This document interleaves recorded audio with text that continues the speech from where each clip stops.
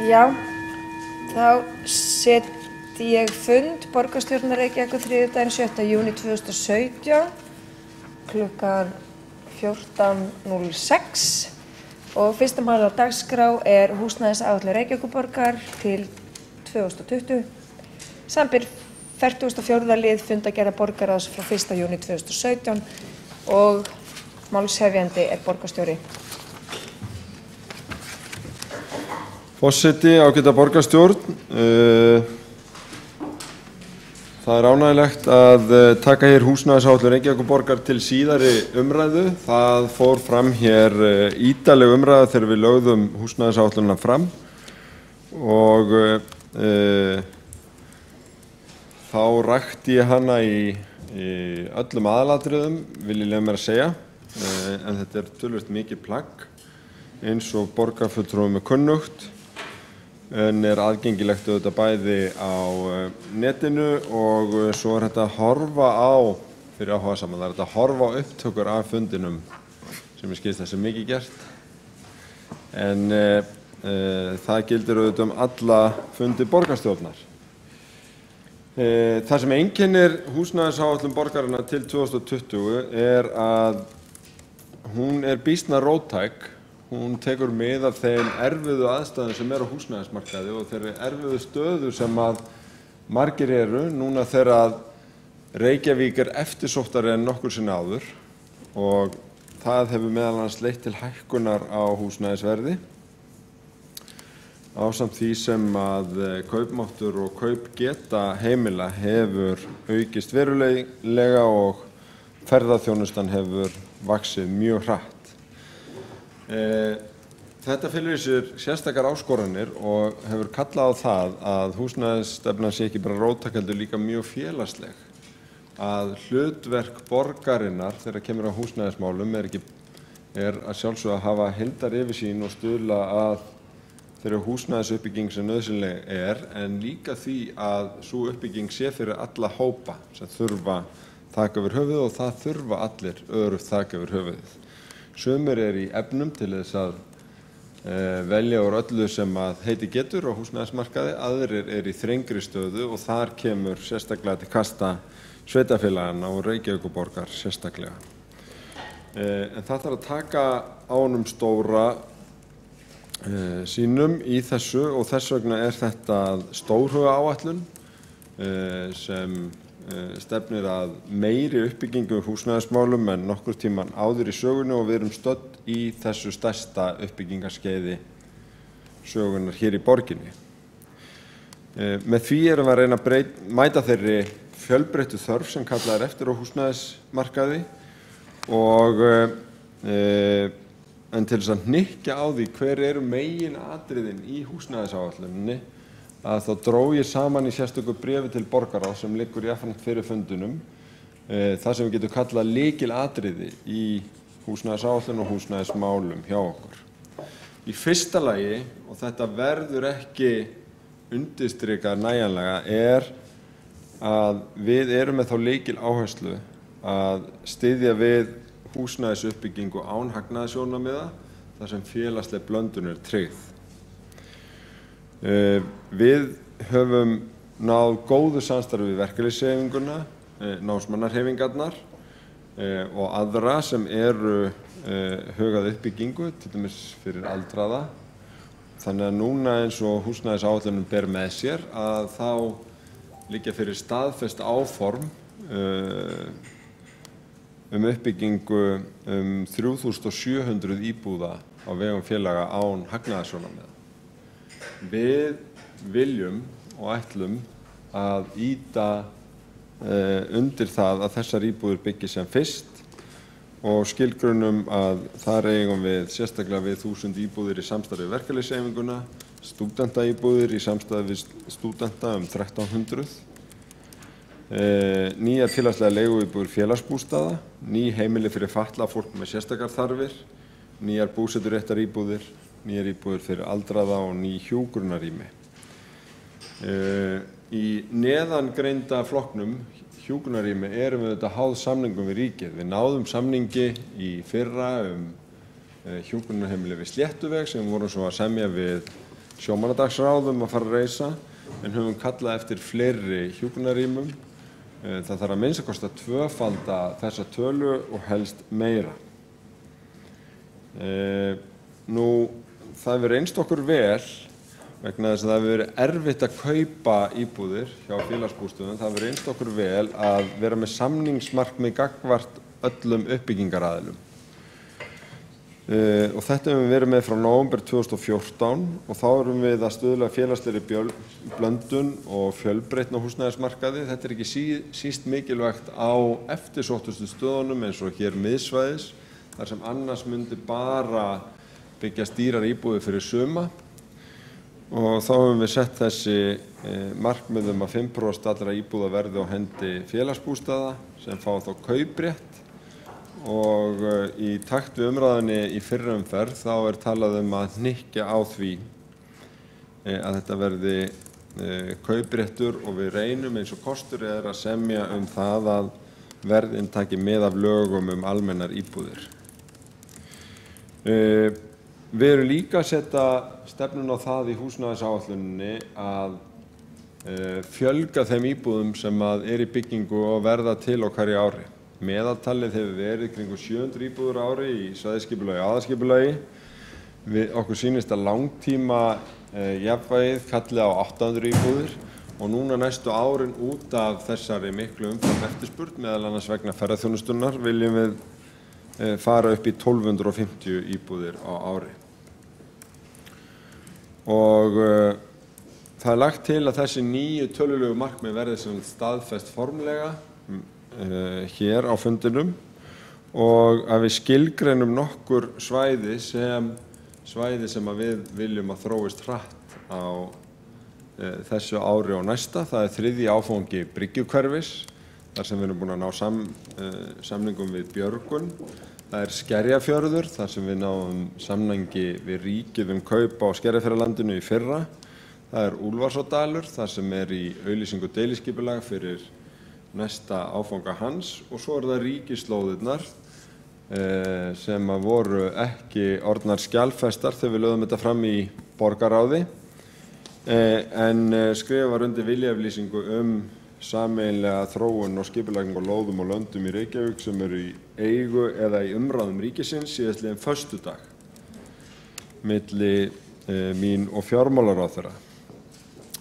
Þetta eru landhelgisgæslureitur, stýrimannaskólareitur, svæði Háskóla Íslands, Borgarspítalalóð, Veðurstofuhæð og land Keldna og Keldnaholts. Viljayfirlýsingin að hún verður lögð fyrir borgarráð á fimmtudaginn. Hún tilgreinir mismunandi aðferðafræði eftir mismunandi í raun eðli máls, þar að segja að þessi lönd og lóðir hafa komist í hendur ríkisins á ólíkan hátt. Í fyrsta lagi eru þarna að ræða lóðir sem ríkið hafi keypt af þriðja aðila en hefur ekki þörf fyrir og þá færum svo leið að það fundið matsverð og miðað við ábataskipti. Það eru lóðir sem eru stofnanalóðir þar sem að ríkið hyggst ekki byggja meira. Þetta er til dæmis sjómannaskólalóðin og veðurstofureitur þar sem að hægt að byggja meira og þá renna þær lóðir aftur til borgarinnar enda var þeim úthlutað til tiltekinnar starfsemi án endurgjalds og við fáum það í okkar hlut. Og síðan er þetta stór lönd á Keldum og í Keldnaholti sem ríkið hefur ráðið yfir lengi og þar er gert ráð fyrir uppbyggingu bæði atvinnuhúsnæðis og íbúðarhúsnæðis í aðalskipulagi en ljóst að af stærð landsins að ráða þá myndi það bera umtalsvert meiri byggð. Það þarf að rýna alveg sérstaklega og það sá mikilvægi fyrirvari á einhverju frekari uppbyggingu íbúðarhúsnæðis í Keldnalandinu í þessari viljayfirlýsingu að samgöngumál svæðisins verði leyst með tilkomu borgarlínu. Hvers vegna þessi fyrirvari? Jú, það vegna þess að Miklabrautin kvölds og morgna á álagstímum þolir ekki meiri umferð, þannig ef það á að byggja meira í austurhluta borgarinnar, til að mynda á Keldum, þá þarf að leysa samgöngur til og frá þeim íbúðum eða heimilum með borgarlínu. Þessi fyrirvari gildir í viljayfirlýsingunni 900 íbúðir sem gætu bæst við að lágmarki, gæti nú orðið eitthvað meira en á öllum reitunum og þessum líka þannig að ræða 2000 íbúðir þegar að allt talið. En ég var að rekja hérna 9 svæðin sem verða í áherslusvæði þegar kemur að hraðari uppbyggingu og þar líka nefnt að Gufunesið ásamt hluta Ártúnsholt sem hafa verið til umfjöllunar í skipulagi og bæði svæði búin að fara gegnum skipulagssamkeppnir, að þar verði lögð sérstaka áhersla á nýjar leiðir við byggingu og hönnun húsnæðis, meðal annars hugsað fyrir ungt fólk og fyrstu kaupendur. Þetta geti verið sem þetta hluti til svona hálfgerð tilraunasvæði til þess að byggja umhverfisvænt, ódýrt og snjallt, til dæmis með allskyns deililausnum. Nú síðan eru 7 punktar sem lúta allir að betri og öruggari leigumarkaði. Það kallast á við þær tillögur sem við höfðum verið að vinna með ríkisstjórninni og eru 14 punkta plan og ég vil reyndar nota þetta tækifæri hér og lýsa yfir ánægju með samstarfið undanfarnar vikur við nýja ríkisstjórn sem að ég hafði gagnrýnt á fyrstu metrum hennar fyrir það að huga ekki nægilega vel að húsnæðismálum í stjórnarsáttmála. Ég skynjaði sterkt í þessari vinnu og þeim samstarfsvilja sem þar kom fram að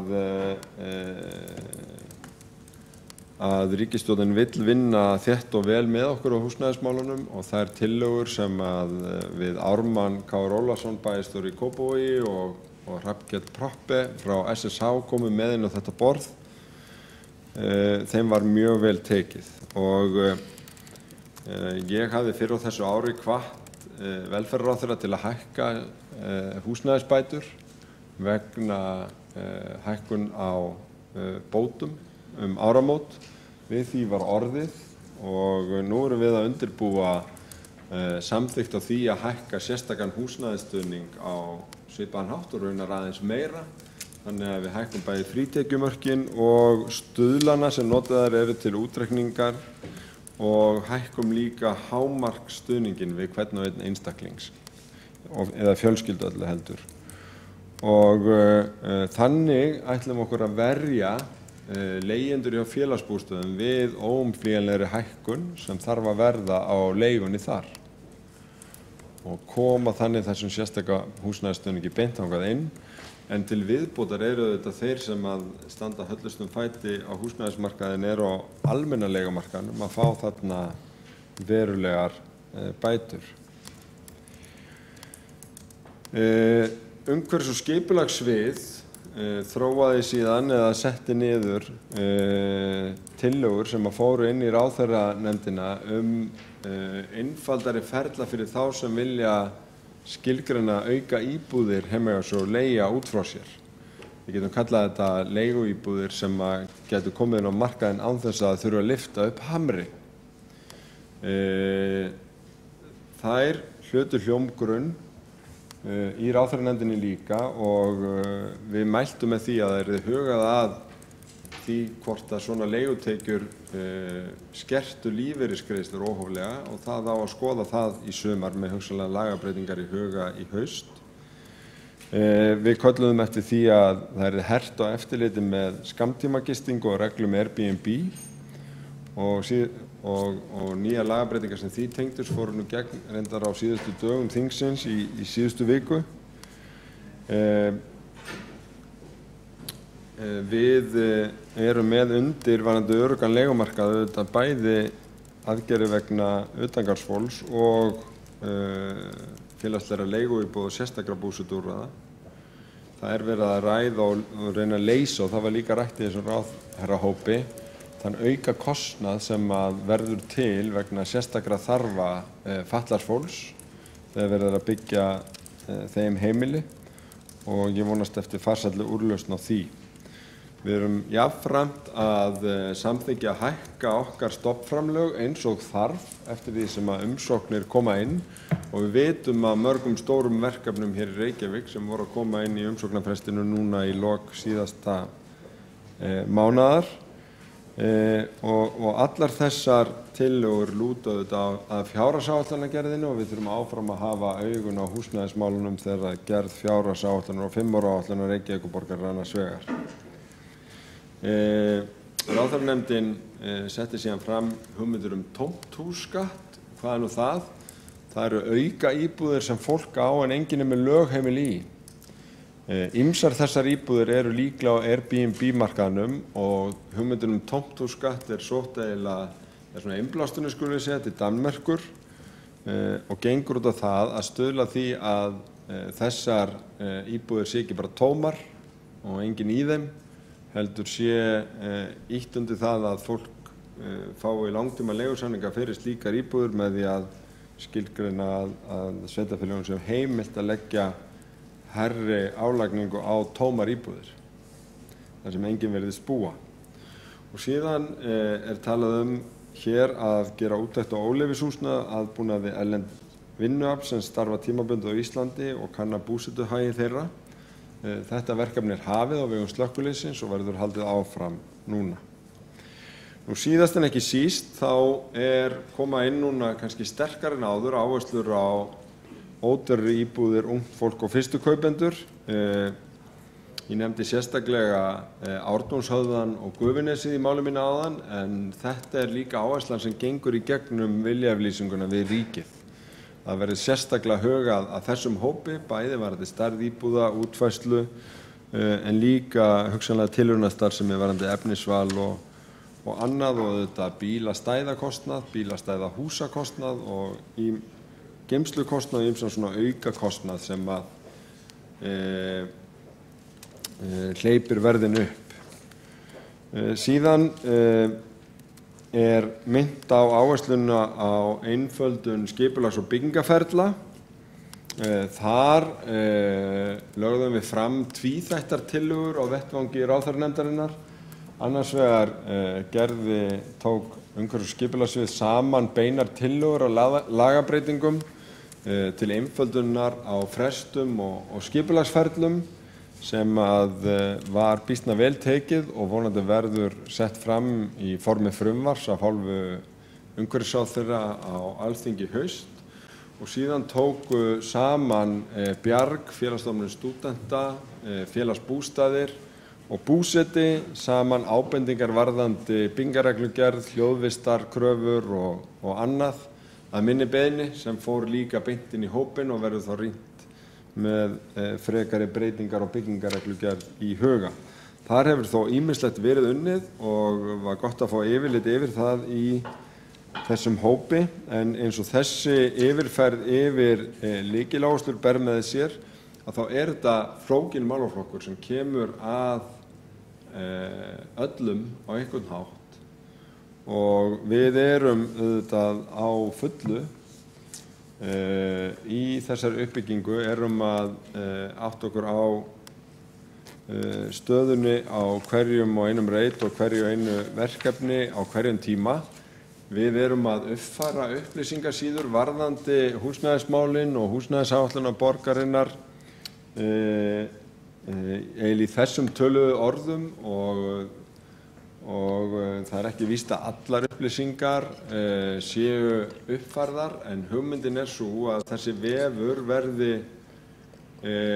sem núna fær svona gagnvirkt kort til viðbótar við aðrar upplýsingar sem þarna hafa verið inni að hann verði uppfærður 2 ára á ári til þess að allir geti áttað sig á þessu og þetta á nú að vera auðfundið á vef Reykjavíkurborgar en þarna er hugsunin að hægt sé að það var nú svo heldur stutt.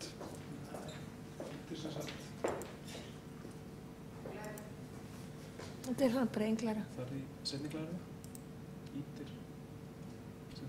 gerir fullscreen. Ítir á hann, með músík. Virkar ekki. Allt inn kom tiltakan. Og komum við betur að því síðar á þessum fundi.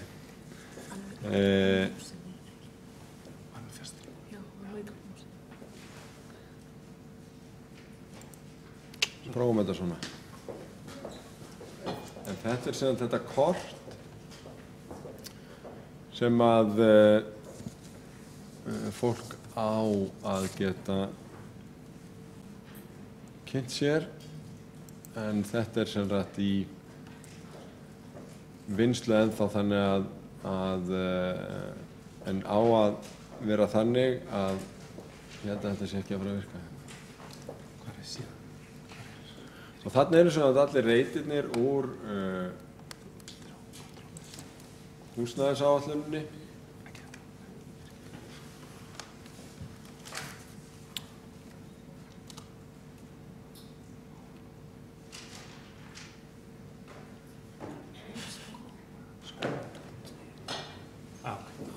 Við komum að því síðar.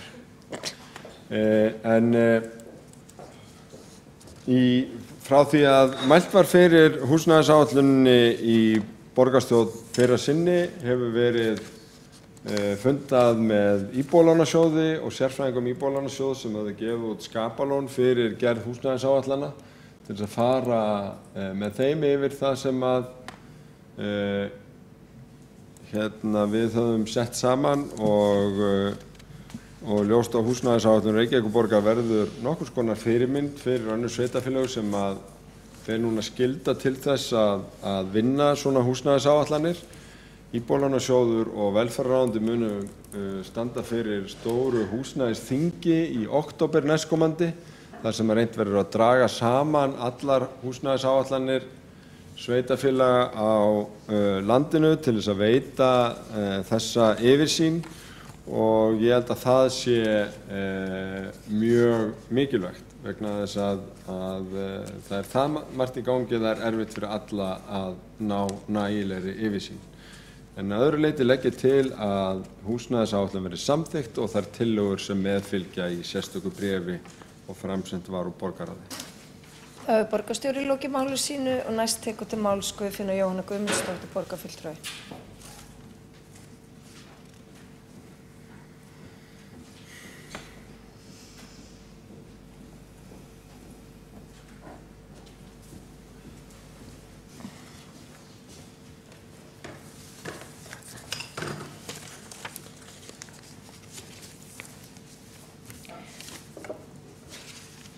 Forseti, borgarfulltrúar.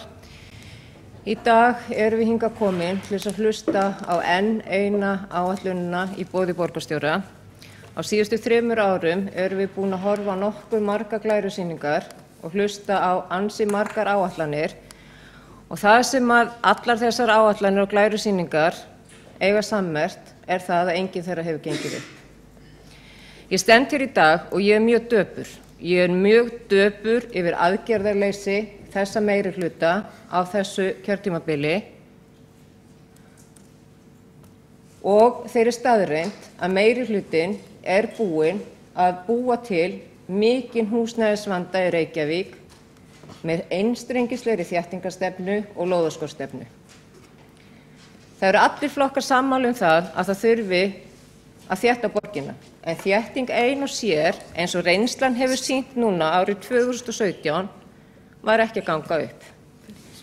Það er búið að vera þétt á lóðum sem eru aðallega í höndum banka og fasteignafélaga sem hafa algjörlega stýrt ferðinni hér í borginni ásamt meirihlutanum. Fáum lóðum hefur verið úthlutað af hálfu borgarinnar en það er búið að skrifa undir endalausar viljayfirlýsingar það að það eigi að úthluta lóðum. Vonandi gengur það eftir að það verður ekki húsnæðisvandi í Reykjavík árinu 2020 og eitthvað. En fram að þeim tíma er mikill vandi, húsnæðisverð hefur hækkað verulega og unga fólkið hefur ekki ráð á því að búa í borginni og hefur meðal annars verið að flytja í nágrannasveitarfélögin. Og svo tala meirihlutinn það að það verði að byggja allt smiðsvæðis af því það er svo erfitt að ferðast borgina. Í borginni vinnur fólk sem að býr utan borgarinnar, til dæmis í Kópavogi, Mosfellsbæ, Garðabæ og svo framvegis, og allt þetta fólk keyrir inn í borgina. Að nákvæmlega sama hátt og fólk sem myndi búa í Úlfarsárdalnum þarf að keyra inn í borgina. Ef að meiri hlutinn hefði brotið odd og oflæti sínu og ákveðið að deiliskipuleggja Úlfarsárdalinn og fjölga þar íbúðum strax í upphafi þessa kjörtímabils, að þá væri nú þegar 3 árum seinna búið að byggja nokkur 100 íbúðir í Úlfarsárdalnum. Og það hefði ekki verið mikið mál að setja leið, strætisvagnaleið úr Úlfarsárdalnum í miðbæinn. Þannig að vandinn er heimatilbúinn, vandinn er búinn til af þekkingar og stefnuleysi meirihluta borgarstjórnar sem hefur algjörlega brugðist fólkinu í borginni með stefnuleysi sínu og upptalningum á einhverjum áætlunum sem hafa ekki gengið eftir. Ég er mjög döpur að 3 árum eftir síðustu kosningar skuli staðan vera jafn skelfileg í borginni eins og raunin er. Mesti húsnæðisvandi síðan á tímum seinni heimsstyrjaldarinnar. Ef við skoðum tölur hvað margar íbúðir voru skráðar fokhaldar í Reykjavík síðustu 2 árin, því að fullskráning íbúða, það er að segja byggingarstig 7, það geta verið íbúðir sem byrjaðir að byggja fyrir mörgum árum. Byggingarleyfi, það segir ekki til það hvenær íbúðirnar verða tilbúnar. Fokhaldar íbúðir segja einna mest að þá eru þær að verða tilbúnar á innan við ári. Og ef við skoðum hvað voru margar íbúðir skráðar fokhaldar í Reykjavík samkvæmt upplýsingum frá byggingafulltrúa, þá voru 213 íbúðir skráðar fokhaldar í Reykjavík á árinu 2015 og þá voru 461 íbúð skráð fokhald í Reykjavík á árinu 2016. Þetta er ekki neitt. Ástandið er skelfilegt og það er staðreynd. Nýjustu tölur umsækjendur á biðlista eftir almennum félagslegum íbúðum hjá Reykjavíkurborg sýna að í dag eru 1022 umsækjendur á biðlista. Það er 41% fjölgun á biðlista á tæpu 1,5 ári. 41% fjölgun á biðlista á tæpu 1,5 ári. Og á þessu ári hafa félagsbústaðir eingöngu keypt 3 íbúðir. Staðan er slæm, hún er mjög slæm. Og núna á að bjarga því með því að ríkið á að koma og láta borgina fá lóðir. Það er ekki eins og borginni vanti lóðir. Borginni vantar vilja til þess að skipuleggja Úlfarsárdalnum. Og þó svo nú sé farið í kynningu deiliskipulag 422 íbúðir til viðbótar í Úlfarsárdalnum, þá er það bara allt of seint og allt of lítið.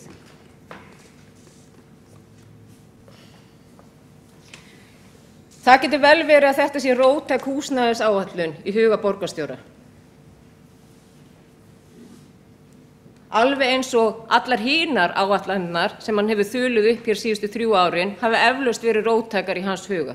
Þær hafa bara ekki gengið upp.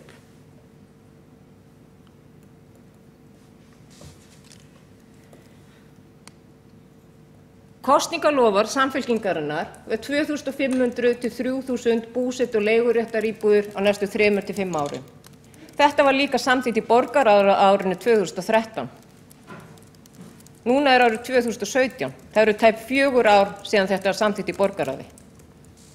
Og við vitum það að búsetu- og leiguíbúðir væri aldrei meira heldur en 20–25% af því sem er byggt. Þannig á þessu tíma hefði þurft að byggja 10 til 12.000 íbúðir. En tölurnar segja 213 fokhaldar íbúðir skráðar í Reykjavík árinu 2015 og 461 íbúð skráð fokhald í Reykjavík árinu 2016.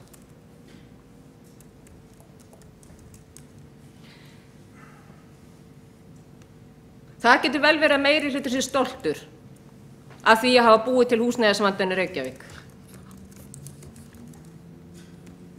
en ég sem borgarbúi og borgarfulltrúi skammast mín fyrir það.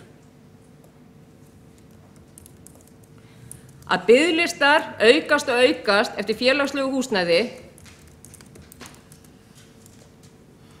og hægt gengur að byggja. Og lóðaúthlutanir hafa verið fáar fyrir fjölbýlishús. En hvað erum við búin að horfa á margar myndatökur á borgarstjóra, sitjandi út á túni eða eitthvað staðar annar staðar, skrifandi undir viljayfirlýsingar eins og til dæmis byggingu 300 stúdentaíbúða á 10 ára tímabili. 10 ára tímabili. Þessar tölur eru sorglegar þegar við horfum til þess hvað hefur gerst á síðustu 3 árum. Mjög sorglegar. Og það er ábyrgðarleysi að samþykkja enn eina húsnæðisáætlunina þegar allar hinnar síðustu árin hafi ekki gengið upp. Og minnihlutinn óskaði hér eftir svörum við ýmsum spurningum á borgarstjórnarfundinum í apríl sem hefur ekki verið svarað og þær voru allar settar inn í bókunina sem þurfti að skipta í tvennt af því hún fór yfir 200 orð. Þetta er staðan í dag. Húsnæðisskorturinn hefur aldrei verið meiri í Reykjavík. Guðfinna Jóhanna Guðmundsdóttir, borgarfulltrúi, lokið máli sínu og einn borgarfulltrúi hefur óskað eftir því að koma upp í andsvar við ræðu borgarfulltrúans og það er Hjálmar Sveinsson, borgarfulltrúi.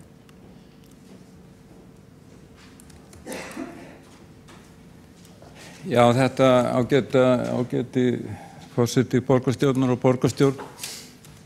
Þetta fer að vera svolítið líkt þessi fundir hver eftir öðrum og ég endurtek það sem ég hef sagt og bent margoft á að verða að taka all stór skref í Úlfarsárdal. Það felst meðal annars í því að endurheimta það 200 íbúðir á hinu byggðasvæði sem voru slegnar út árið 2008 þegar sjálfstæðismenn fóru með völdin í borginni og að bæta 360 íbúðum við í kringum Eyrtjörn. Þannig að það gera þá tæplega 600 íbúðir sem ég held að sé ágætis skref svona í einu. Og ég bendi líka á að allmörg atriði sem hljóma dálítið einkennilega verð ég að segja síðasta ræðumanni vegna þess að nú þegar búið að byggja 1 íbúðarhús og fjölnótahús á Hlíðarendasvæði. Þar eiga að koma 750 íbúðir en borgarfulltrúin Guðfinna Jóhanna Guðmundsdóttir greiddi atkvæði gegn þeirri miklu uppbyggingu, 750 íbúðir í hjarta borgarinnar. Öðru leyti vil ég árita það að ég held að borgarstjórnin hafi full ástæðu til að vera mjög stolt af þessari húsnæðisáætlun því að þar er einmitt rauður þráður áhersla á félagslega nálgun. Og þannig að ég held að þetta séu tímamót sem hafi verið að vinna hér síðustu misserin og þetta styrkir það enn fremur. Og Hjálmar Sveinsson, borgarfulltrúi, lokið við að veita andsvar við ræðu borgarfulltrúans og fleiri hafa ekki hvað sér hljóðs. Og næstu tekur til máls Halldór Halldórsson, borgarfulltrúi. Þetta er þú? Nei, erum bara... Ég er bara kattslag. Kattslag.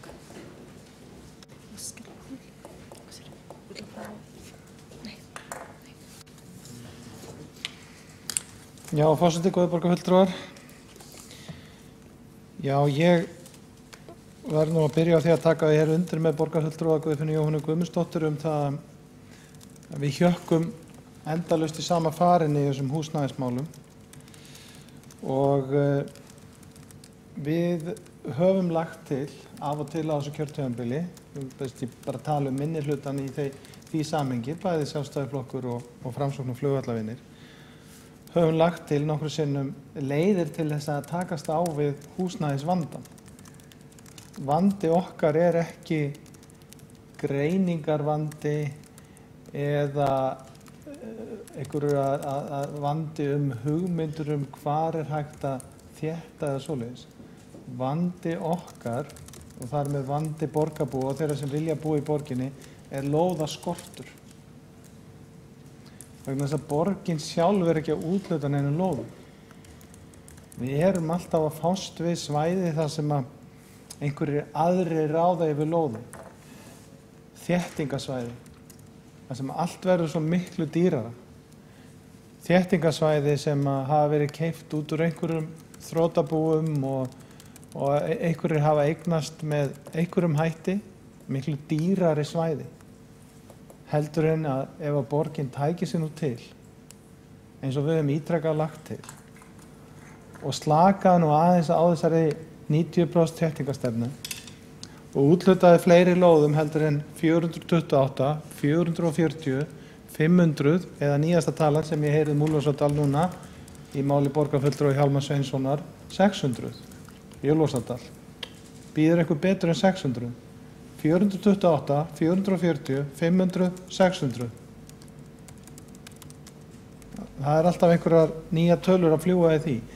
En þó að hæsta boði verði nú tekið núna, að það séu 600, sem ég leyfi mig nú efast að það bætist við 600 miðað við það deiliskipulag sem nú er í auglýsingu í Úlfarsárdal, þá er það bara svo langt frá því að vera nóg.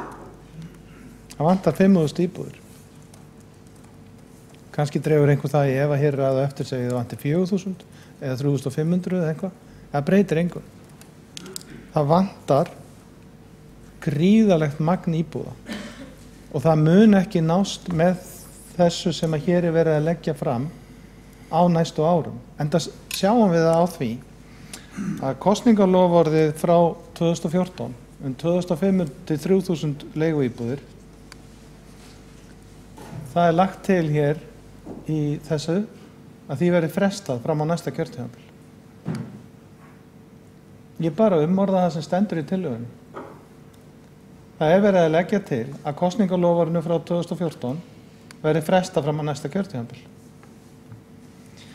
Þannig að ég get ekki tekið undir það og ég get í rauninni ekki mikið lengur til þess að útskýra aðeins það sem ég ætla að segja núna. Við borgarfulltrúar minnihlutans, við höfum reynt að styðja sem mest í þessum húsnæðismálum. Við höfum verið að reka á eftir því að fá sem flesta lóðir inn. Það hafa verið einhver tilvik þar sem við höfum talið mjög óskynsamlegt að taka land undir íbúðir. Það er í mjög fáum tilvikum. Keilugrandalóðin, gamla sífskemman, er dæmi um það sem við töldum að ætti að halda því landi fyrir annað. En svona almennt séð höfum við verið að ýta á eftir lóðútlutunum og reynt að styðja það. En við getum ekki stutt þetta mikið lengur. Þessar leiksýningar sem að hér eru í borgarstjórn, aftur og aftur, það bætist bara við í glærurnar.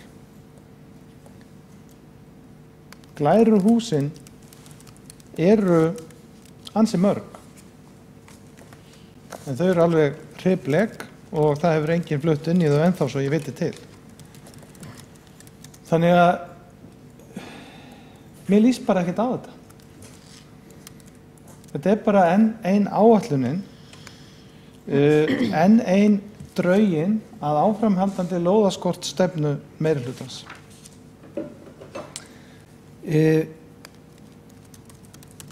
Það er lagt til á þessum fundi að við höldum áfram að taka þátt í þessari leiksýningu og ég segi það að mér líst ekki á þetta. Ég held að sem að fara yfir orðalag meirihlutans varðandi þessa húsnæðisáætlun, þá held ég, bara á venjulegri íslensku, að þá þýðir róttæk húsnæðisáætlun að það helst allir eiga að vera leiguliðar og það megi bara byggja fyrir vestan 11 ár. Og félagsleg þýði að það eigi að lofa fullt af íbúðum, en þegar við stöndum frammi fyrir því að raunveruleikinni sá að biðlisti eftir félagslegu húsnæði hefur lengst úr 400 manns, þegar var verið að lofa 2500-3000 leiguíbúðum 2014, þá vorum 400 manns á biðlista, það komi yfir 1000 núna, sem að biðlistin hefur lengst núna á þessu 3 ára kjörtímabili meirihlutans. Og stórhuga, að því að það orðið nota af hálfu meirihlutans líka varðandi húsnæðisáætlunina, að það held ég á venjulegri íslensku þýði að vera með glærukynningar með mörg þúsund hugmyndum á mörg þúsund íbúðum. En þær eru bara þar, á glærunum. Smá endurtekning hérna vegna þess að skýrsla byggingafulltrúa fyrir árið 2016 er auðvitað mjög gagnlegt plagg og borgarfulltrúi Guðfinna Jóhanna Guðmundsdóttir fór yfir það hérna áðan aðeins.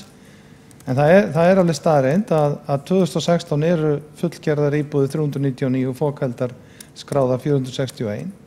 2015 eru fullgerðar íbúðir 388, skráðar fokheldar 213. Og 2014, ég ætla ekki að fara með fleiri ár, eru fullgerðar íbúðir 271 og skráðar fokheldar 340. Meðaltalið fyrir árin 1970, alveg frá 1972 til 2016 er meðaltalið fyrir skráða fullgerðar íbúðir 583 fyrir þetta langa árabil og fokheldar 441.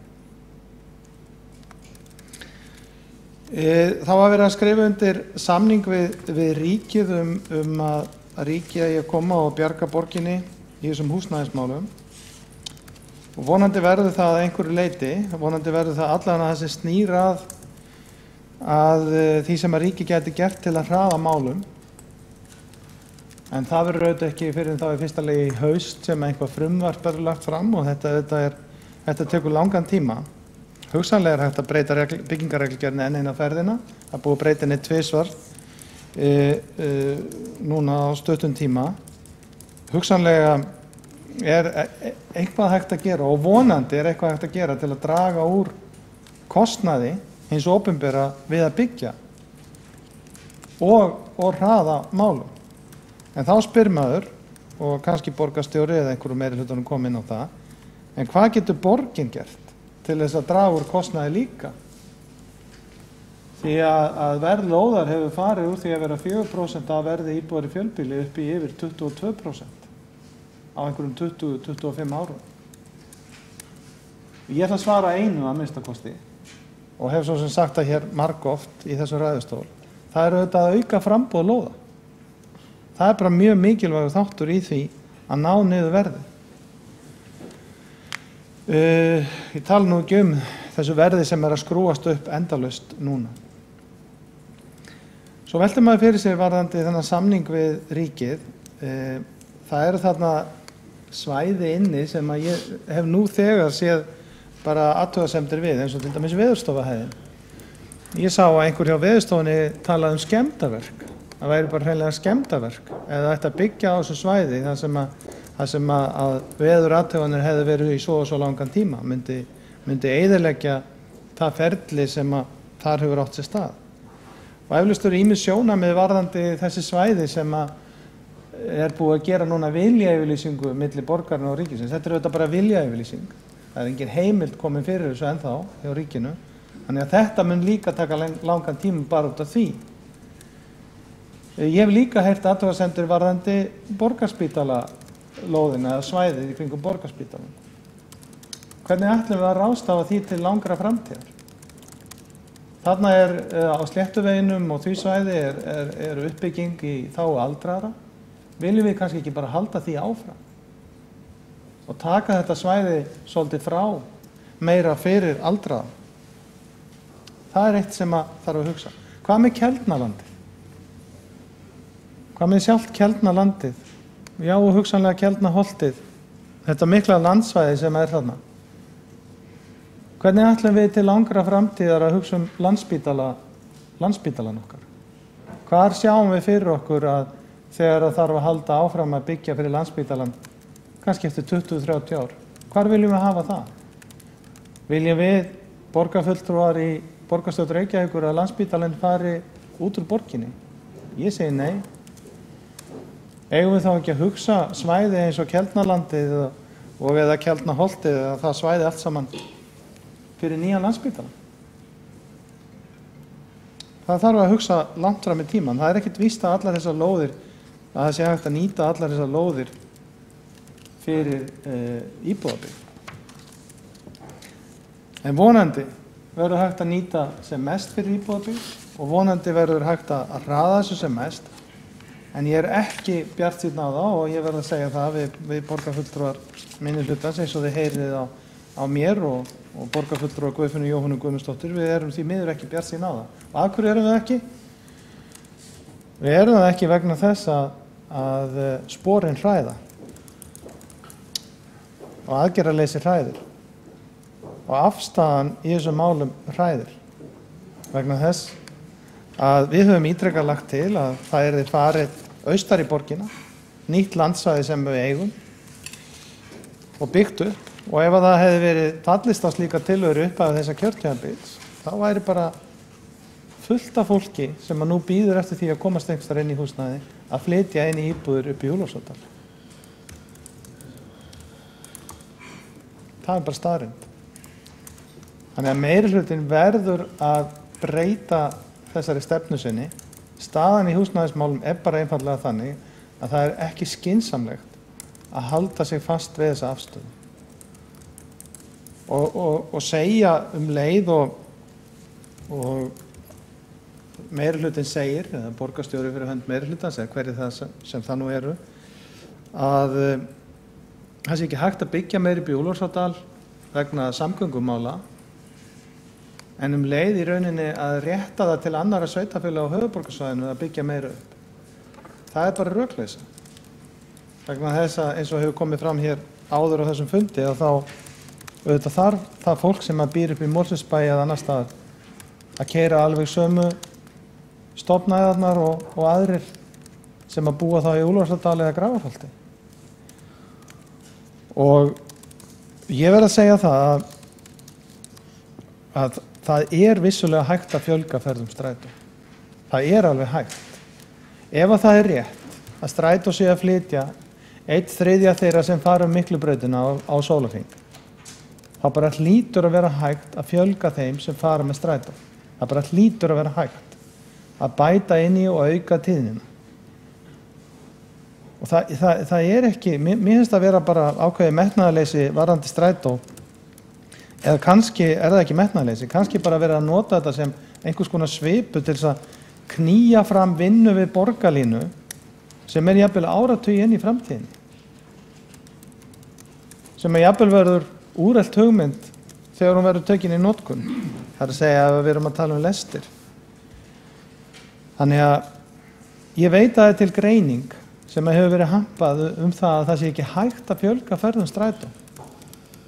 Ég bara trúi því ekki að það sé ekki hægt að bæta inn nokkrum ferðum strætó til að takast á við aukna byggð upp í Úlfarsárdal. Ef að 1/3 fer Miklubrautina í strætó á hverjum sólarhring, þá hlýtur að vera hægt að bæta inn í þá tölu. Það bara hlýtur að vera hægt. Nokkri strætóri viðbót hafa varla mikið að segja í því. Það getur ekki verið. Þannig að mér finnst að meirihlutinn í borgarstjórn Reykjavíkur sé fastur í hugmyndafræði sem gengur ekki upp vegna þess að allar forsendur hafa breyst og það var fyrirséð í upphafi þessa kjörtímabils að þær væru breyttar. Það var fyrirséð í upphafi þessa kjörtímabils að þyrfti að úthluta fleiri lóðum í Úlfarsárdal. Meirihlutinn hefur fellt allar slíkar tillögur, því miður. Og þess vegna erum við í þeirri stöðu sem við erum í dag í húsnæðismálum í Reykjavík. Það sem að lóðaskorts færiband meirihlutans mallar stöðugt og alltaf vantar fleira og fleira fólk húsnæði. Þetta er staðan sem við stöndum frammi fyrir og ég segi það með þá stöðu og með þá staðreynd að þær tillögur sem við höfum lagt fram í þessum málum hafa bara hreinlega verið felldar, þá get ég ekki stutt þessa áætlun. Þetta er komið út í tóma dellu. Tóma dellu. Takk fyrir. Það er Halldór Halldórsson, borgarfulltrúi, lokið máli sínu og 2 hafa beðið að koma upp í andsvar við ræðu borgarfulltrúans og fyrstur er borgarstjóri. Forseti, ágæta borgarstjórn. Þetta var athyglisvert. Sjálfstæðisflokkurinn boðaði það hér í upphafi kjörtímabils að það væri hægt að leggja til hliðar áætlanir að fjölga leiguíbúðum og sérstaklega gagnrýnt að þetta að vinna með félögum sem væru að starfa án hagnaðarsjónarmiða vegna þess að núna væri GAMMA komið inn á markaðinn og þetta myndi bara leysast. Markaðurinn væri bara að fara að leysa þetta. Síðan er hér reynt að snúa enn og aftur út úr kosningaloforð okkar að 2500 til 3000 leigu- og búseturéttaríbúðir fari í gang á næstu 3 til 5 árum og segja að það sé verið að ýta því inn í næsta kjörtímabil þegar einmitt verið að undirstrika að það eigi að ganga eftir. Síðan í hin orðinu sagt, þessi húsnæðisstefna gengur bara út og allir eigi að vera leiguliðar. Mér finnst komin tími til þess að Sjálfstæðisflokkurinn tali svolítið skýrt í þessu. Er það ennþá stefna Sjálfstæðisflokksins að GAMMA eigi bara að leysa þetta á markaðurinn, eða er ástæða til þess að tala niður til þeirra sem á leigumarka og kalla á leiguliða eins og það sé eitthvað ófínt, eða er þetta bara venjulegt fólk með ólíkar húsnæðisþarfir við þá sem að kjósa eitthvað annað? Númer 2, borgarfulltrúinn sagði hafa reynt að styðja sem mest af uppbyggingunni í borginni og mundi fljótu bragði ekki eftir neinum reit öðrum en Keilugranda þar sem hefði verið efasemdir. Ég var að reyna að rifja upp líka og ég mundi eftir Keilugranda þar sem að Sjálfstæðisflokkurinn á móti og ég mundi eftir Vesturbugt, ég mundi eftir Bíkoreit sem var nú bara afgreiddur í gær, eða í síðustu viku segi ég mundi eftir búseta í Smiðjuholti og stúdentunum í Ásholti, ég mundi eftir 750 íbúðunum á Hlíðarenda og 800 í Skerjafirði. Ég mundi í fljótu bragði eftir 2100 íbúðum í vesturhluta borgarinnar og Sjálfstæðisflokkurinn studdi ekki neitt að þessu. Ég átti satt best að segja í mestu vandræðum með að muna eftir einhverju sem að Sjálfstæðisflokkurinn studdi. Bara einhverju.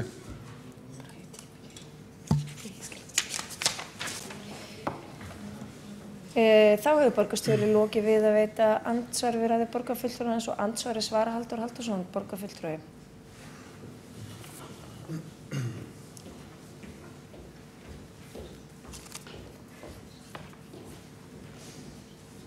Já, forseti, góðir borgarfulltrúar. Já, ég man þetta allt öðruvísi en borgarstjóri. Já, ég man það að við tölum það og tölum enn það að markaðurinn eigi að leysa sem mest í þessu. Bæði varðandi fólk sem er á markaði að leigja og þá sem að kaupa. Já, ég sagði hér að það virtist vera sem að stefna meirihlutans væri að gera sem flesta leiguliðum. Það er ekkert niðrandi við það að vera leigjandi, alls ekki. Ég hef verið leigjandi, ég held að flest okkar og kannski öll hafi á einhverjum tímapunkti verið leigjendur. En það er staðreynd að flestir vilja eiga sitt eigið húsnæði. Það er staðreynd. Það var rétt eftir hrun sem að 55% vildu sem sagt freka leigja, en það er langt frá því núna. Nú er vel yfir 80% sem vilja eiga sitt eigið húsnæði og auðvitað eigum við að stuðla að því. Við töldum að með aðferðum markaðarins væri hægt að fjölga leiguíbúðum.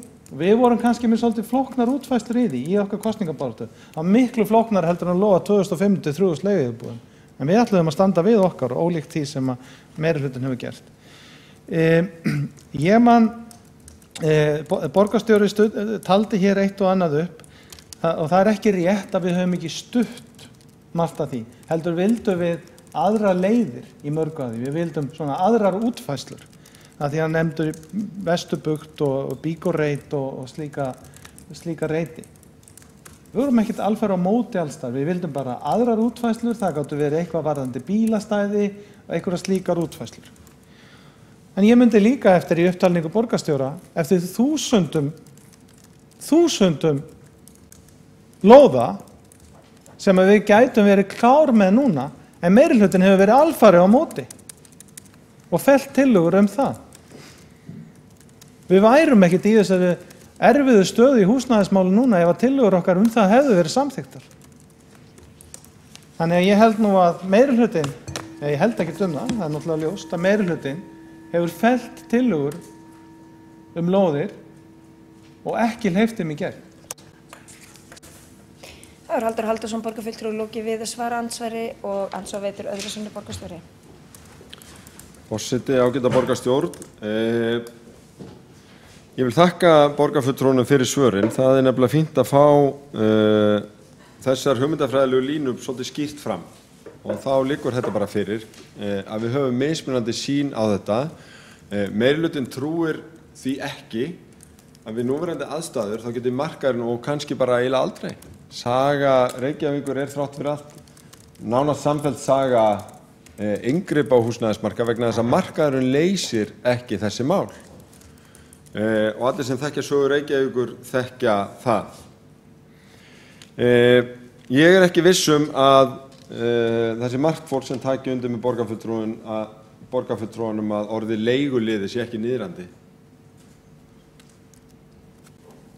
Það allavega slær mig þannig að það sé engin ástæða til að tala fólk sem í leiguhúsnæði sem einhvers konar leiguliða eða að aðgerðir til þess að búa til öruggan leigumarkað sé einhvers svona leiguliða stefna. Og ég náði nú ekki að koma því að hér í fyrra andsvari mín en ég gat ekki betur heyrt og ég styrktist nú í því þegar ég hlusta á borgarfulltrúann að þegar ég var búin að svona í fljótu bragði að rifja upp þessar 2100 íbúðir sem að Sjálfstæðisflokkurinn hefur fælst fyrir. Það er alveg rétt, hann hefur sjaldan sagt berum orðum að hann væri á móti einhverju.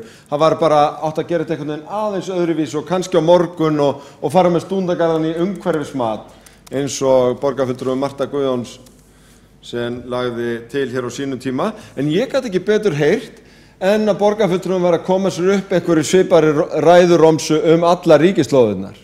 Já, þetta eru kannski byggingarland og lóðir en hann sá nú eiginlega öllum þeirra eitthvað svona til foráttu. Og auðvitað það þannig að ef það einhver við stjórn í borg þar sem þarf að byggja og veigra sig við að taka ákvarðanir sem einhver gæti haft eitthvað út á að segja, nú þá gerist ekki margt. Og en ég ætla bara rétt að vona og kannski borgarfulltrúinn getur bara borið það tilbaka en sé á móti uppbyggingu og nánast öllum þessum ríkislóðum, að það sé ómögulegar. Borgarstjóri loki við að veita andsvari öðru sinni og andsvari svarar Halldór Halldórsson borgarfulltrúi.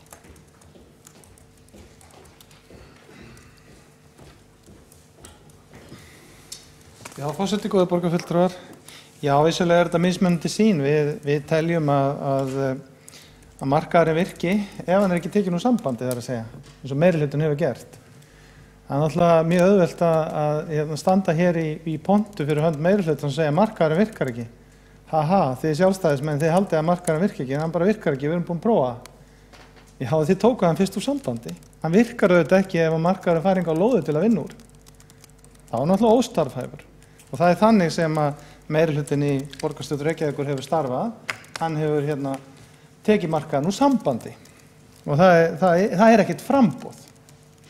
Það er bara eftirspurn og verði skrúast upp úr öllu valdi. Hvað varðar þessi mál, já, það er rétt, borgarstjóri leiðrétti það er rétt, við höfum ekkert verið á móti öllu þessu. Það eru undantekningartilvik þar sem við verið alfarið á móti því að byggja og það eru mjög fáar íbúðir sem er ræða. Við höfum lagt til miklu fleiri lóðir, miklu fleiri og það er alveg bara eðlilegt að við höfum efasemdir eitt og annað og leggjum til einhverjar aðrar útfærslur. Það er svo meirihlutans að ákveða hvort hann tekur því eða ekki og yfirleitt hafið ekki tekið því miður. Varðandi ríkislóðirnar, já, þá er ég bara með ýmsar vangaveltur það. Það eru þarna auðvitað svona næstu klárar lóðir eins og landhelgisgæslureiturinn, en auðvitað átt allt eftir að fara í gegnum einhvað ferli. Já, ég var með vangaveltur hér varðandi Borgarspítalann og það svæði. Ég var með vangaveltur varðandi Keldnalandi og Keldnaholtið og ég tel að við eigum að leyfa okkur að horfa inn í framtíðina og ef svona lóðir að koma til borgarinnar, þá eigum við að hugsa. Hvar viljum við byggja betur upp fyrir aldraða að hafa meira svæði? Getur Borgarspítalinn í framtíðinu orðið einhvers konar miðstöð fyrir öldrunarsjúkdóma? Hvað með nýjan Landspítala þegar að því kemur? Og svo framvegis.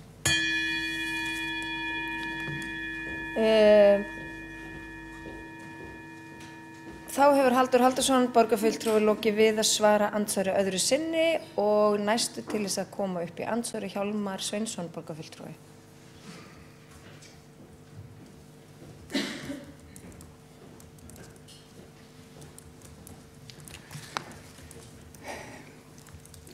Forseti og ágæta borgarstjórn, þetta að verða áhugaverðar umræður, það eru alltaf áhugaverðar og það gerist alltaf í umræðum húsnæðismálin að þá skýrast inn á pólitísku línur. Þá skýrist munurinn á hægri og vinstri og hann kom nú hvergi skýrar fram heldur en einmitt í Vesturbugt sem við stundum rætt við, þar sem að nokkru borgarfulltrúar hér sem að eru til hægri pólitíkinni og eru stoltir af því. voru á móti öllum félagslegum inngripum þar og markaður náttu engangu að sjá það og svo áttu lágtekjufólkið að búa einhvers staðar annar staðar eins og var orðað.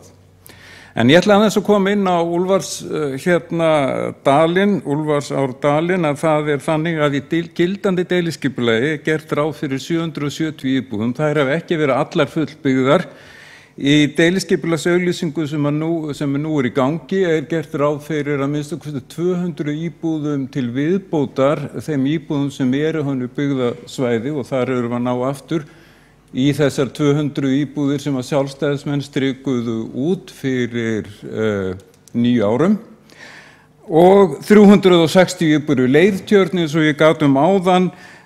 Samtals er gert ráð fyrir að hverfið verði fullbyggt 1330 íbúðir, þar segja að það muni stækka helming á næstu misserum, á næstu árum. Og ég hefði haldið að, svo ég endurtaki það, að það sé bara ágætið skref til að taka, fyrsta skref, fínt skref. 1330 íbúðir.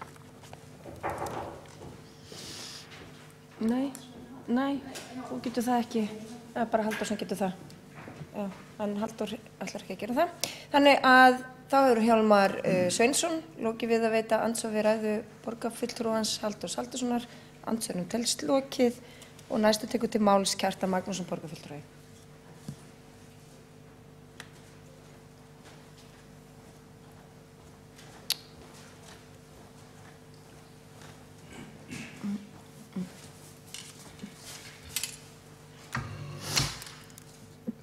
Forseti, góðir borgarfulltrúar, það er mjög athyglisvert að verða hér vitni að umræðum og framlagningu þessarar húsnæðisáætlunar til 2020. Og eins og menn vita þá eru húsnæðismálin í Reykjavík í ólestri.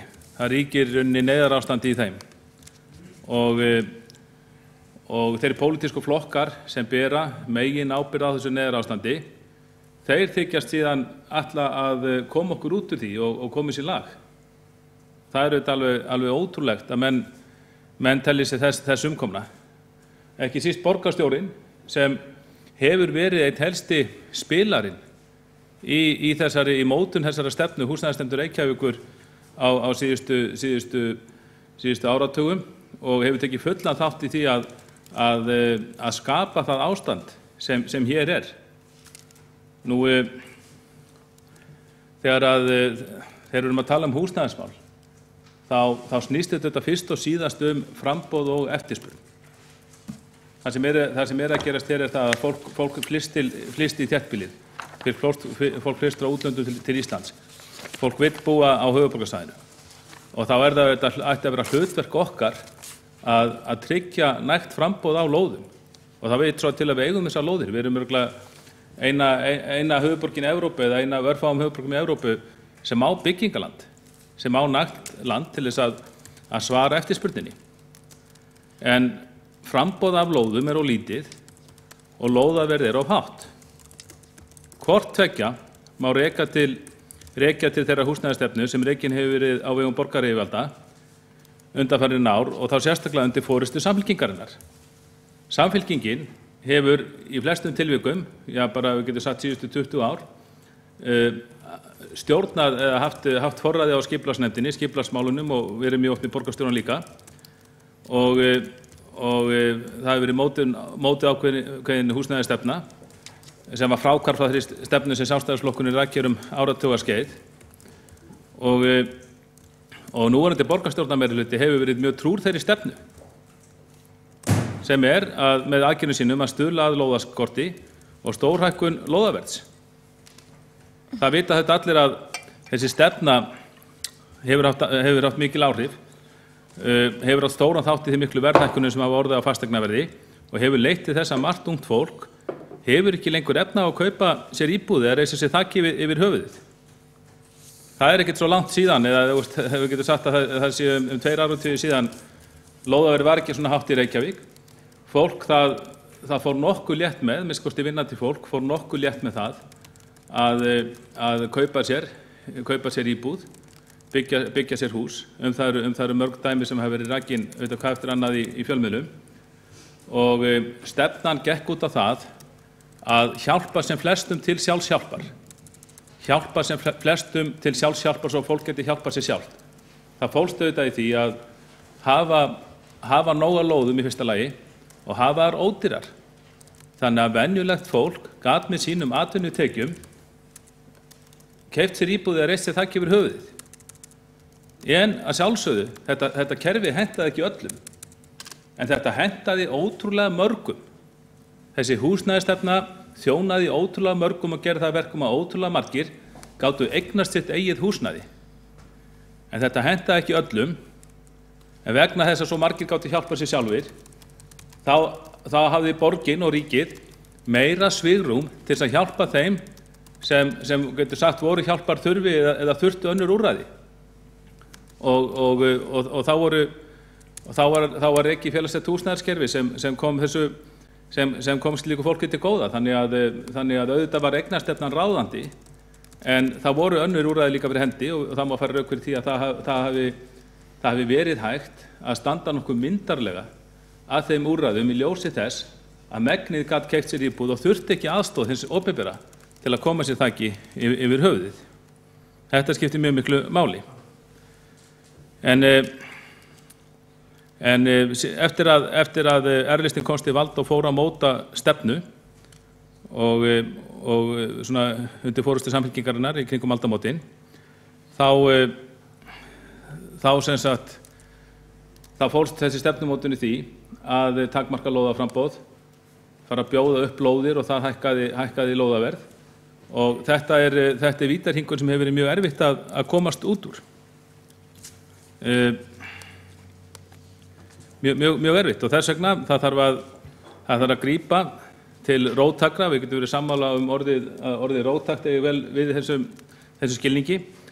Það þarf að grípa til róttækra og fjölbreytilegra aðgerða í húsnæðismálum í því skyni að fullnægja spurn eftir lóðum á viðráðanlegu verði.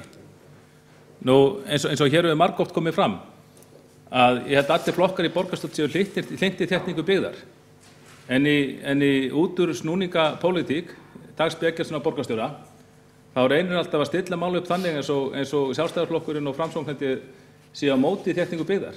Það er ekki svo, en við höfum tölurnar fyrir framan okkur. Við sjáum hvað gengur hægt að þétta byggð. Það eru mörg þéttingaverkefni í gangi og flest þeirra eru bara mjög hinu góða. En þetta gengur hægt. Af ýmsum orsökum þá gengur hægt að þétta byggðin í miðju hverfi. Sumar lóðir eru í eigu einkaaðila sem ætla algjörlega að stýra því sjálfir.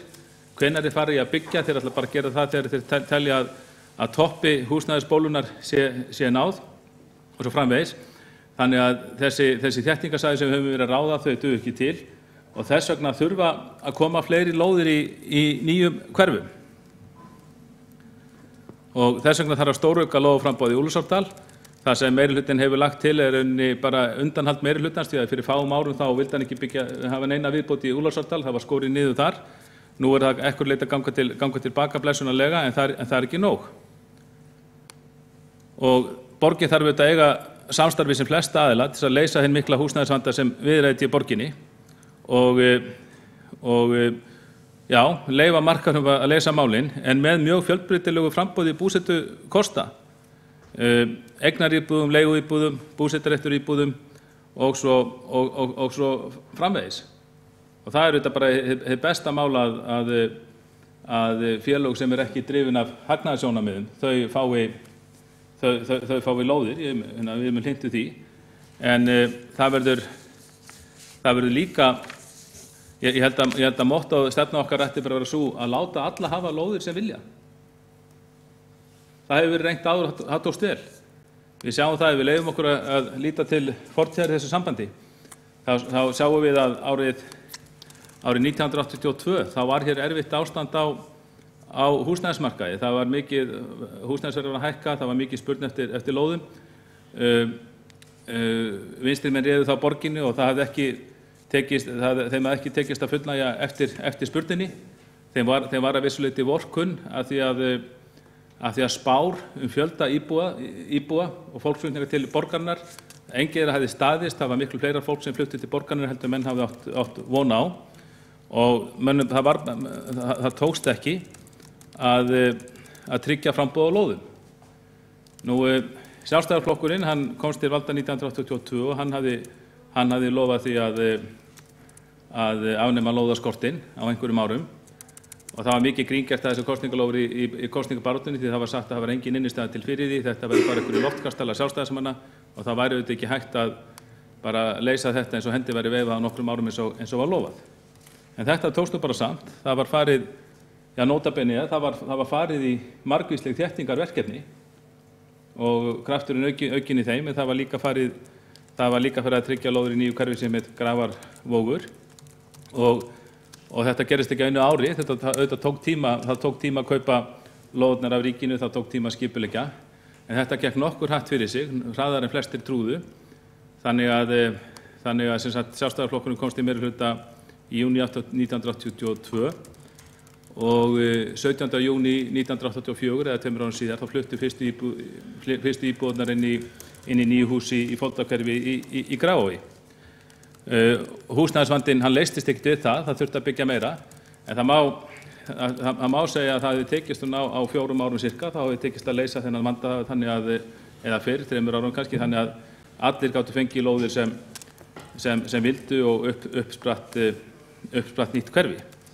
Þannig að þetta alveg hægt, en grundvöllurinn var hins vegar sá að lóðir voru seldar þarna mjög ódýrt eða á gatnagerðar gjaldi og ég get nefnt það sem dæmi bara að árið 1985 þá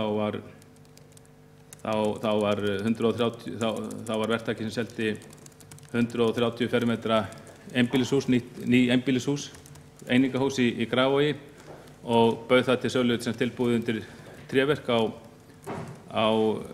27 milljónir króna að núvirði, uppreiknað samkvæmt byggingavísitölu. Þetta sýnir hvað hægt ef að þegar bara miðað við gatnagerðargjaldið. Þetta var hægt. Býst að þessi reikningur eitthvað hærri núna út af byggingarreglugerðum, en fyrir þessu upphæð var ekki hægt að fá sennilega kjallaraíbúð hér í Vesturbænum núna. Við sjáum það að vandinn er mjög mikill, mönnum ber ekki alveg saman það hvaða þurfi margar íbúðir nú þegar. Oft hafa verið nefndar 4.000–5.000 íbúðir. Ég heyri að velferðarráðherra Þorsteinn Víglundsson, hann nefnir hins vegar töluna 9.000 íbúðir. Hann hefur skoðað þessi mál mjög mikið eftir að hann tók við embætti og reynt að leggja gott til málana. En hann nefnir það í Fréttablaðinu helgina að hann telur vera þörf á 9.000 nýjum íbúðum á næstu 3 árum til að mæta eftirspurninni á höfuðborgarsvæðinu og ljóst að borgin þarf að eiga myndarlegan hlut að máli. Þannig að auðvitað viljum við fullnægja eftirspurninni og ég vil sérstaklega gera það að umtalsefni hvað mér finnst alvarlegt að margt fólk sem vill eiga sína eigin íbúð, það hefur alls ekki nógu góð tækifæri til þess. Við erum að sjá það að fólk að þeirri kynslóð sem nú miðaldra, það keypti sér margt íbúðir þegar það var í kringum tvítugt. Nú erum við að sjá mjög margt fólk neyðast til að búa heima hjá pappa og mömmu eða í leiguhúsnæði til þrítugs með að þeirra safna sér peningum fyrir útborgun íbúð. Og auðvitað má segja að öflugri leigumarkaður geti komið til móts við þarfir þessa fólks og það sjálfsagt að vinna mjög vel með leigufélögum til þess að fjölga leiguíbúðum. En ég held samt að flestir sem ætli sér annað borð að búa hérna á Íslandi út ævina, þeir vilji eignast íbúð og þá eigum við náttúrulega að gera fólki kleift að eignast íbúð. Það er athyglisverð grein sem Ásdís Kristjánsdóttir, forstöðumaður efnahagssviðs Samtaka atvinnulífsins, skrifaði í blað hér fyrir nokkrum dögum, 10–15 dögum, og þar bendir hún á þennar skoðun, sem ég veit skoðun margra annarra sem á fjármálamarkaði, að lóðaúthlutanir Reykjavíkurborgar hafi leitt til hækkunar fasteignaverðs á höfuðborgarsvæðinu. Og hún bendir á það að á síðastliðnu ári þá hækkaði húsnæðisverð á höfuðborgarsvæðinu að meðaltali ríflega 20% og hún telur að fátt bendi til annars en að það haldi áfram að hækka. Og hún bendir á að það sé skortur á húsnæði sem knýr áfram þessar verðhækkanir, en hún gerir ráð fyrir það skorti í dag 4.000 íbúðir á höfuðborgarsvæðinu til að mæta væntri eftirspurn. Og svo segir Ásdís í grein sinni, orðrétt hérna með leyfi forseta: ástæður þessara stöðu blasa við of lítið hefur verið byggt og of fáum lóðum úthlutað. Einkum það stærsta sveitarfélagi Reykjavík sem hefur sofið á verðinum. Þótt þétting byggðar geti verið góðra gjalda verð, þá virðist á sama tíma hafa gleymst að byggja þar fasteignir fyrir borgarbúa. Þrátt fyrir að samkvæmt aðalskipulagi Reykjavíkur sé miðað við árleg þörf sé 800 íbúðir, voru einungis 300 íbúðir byggðar þar að meðaltali árin 2009 til 2016. Það hefur því lengi legið fyrir hvert stefndi og ítrekað varað við væntum framboð skorti. Þó að frá borginni berist fyrirheitum að auka framboð á komandi árum, þá það of lítið og of seint. Taka mun tíma að byggja þær eignir sem upp á vantar, og svo lengi sem framboð dugar ekki til að mæta eftirspurn almennings eftir húsnæði, þá mun fasteignaverð hækka. Aðgerðaleysi borgaryfirvalda hefur afleiðingar umfram þær að gera fólki erfiðara fyrir að koma þaki yfir höfuðið. Verðhækkanir húsnæði sem meginkrafturinn í þeirri verðbólgu sem til staðar, en verðbólga án áhrifa húsnæðisverðs engin. Ef ekki væri fyrir þessar hækkanir væri hér 1–8% verðhjöðnun. Hefði borgin brugðist fyrir við, ólíklegt að húsnæðisverð hefði hækkað 10% heldur fremur fylgt launaþróun og hækkað 8% ári. Í slíku árferði má ætla að stýrivextir Seðlabankans væri ekki 4,75% heldur mörgum prósentum lægri. Slíkt hefði liðkað fyrir íbúðafjárfestingu og stutt við uppbyggingu á þeim lóðum sem Reykjavíkurborg hefði betur úthlutað. Svo mörg voru þau orð. Þetta held ég að sé svona almennt viðhorf margar sem starfa á fjármálamarkaði og auðvitað felast, ég veit að það ekki allir, það eru margir á fjármálamarkaði sem eru mjög sáttir við þessa þróun vegna þess að þessi mikla hækkun íbúðaverðs svo óæskilega að hún hefur fært mörgum aðilum á fjármálamarkaði ákveðin tækifæri upp í hendurnar, en það eru auðvitað algjörlega óviðunandi fyrir borgarbúa að ástandi skuli vera svona. Í borg sem hefur yfir töluvöru landi að ráða, þá ætti að vera hægt að tryggja nægt framboð á lóðum og leið lægra húsnæðisverð heldur en fólk þarf að sætta sig við. Það er auðvitað skiljanlegt og það má enginn skilja orð okkar sjálfstæðismanna þannig að við séum að móti leiguíbúðum eða félögum sem eru rekin án hagnaðar sjónarmiða. Ég er bara hlynntur sem mestu val í þessum málum. Ég held að borgin bara í þessu eins og sem öðru sviðum, þá erum við bara að vinna með hverjum sem er. Það getur hins vegar verið erfitt að gera upp á milli aðila, eins og við sjáum bara fréttir dagsins, geta sett okkur erfiða stöðu varðandi hluti þeirra útilegurum gæðum, og lóður svo sannarlega gæði. Þess vegna þetta hið æskilega ástand í lóðaúthlutun að allir sem vilji fá lóðir og vilji raunverulega byggja, að þeir fái slíka lóðir.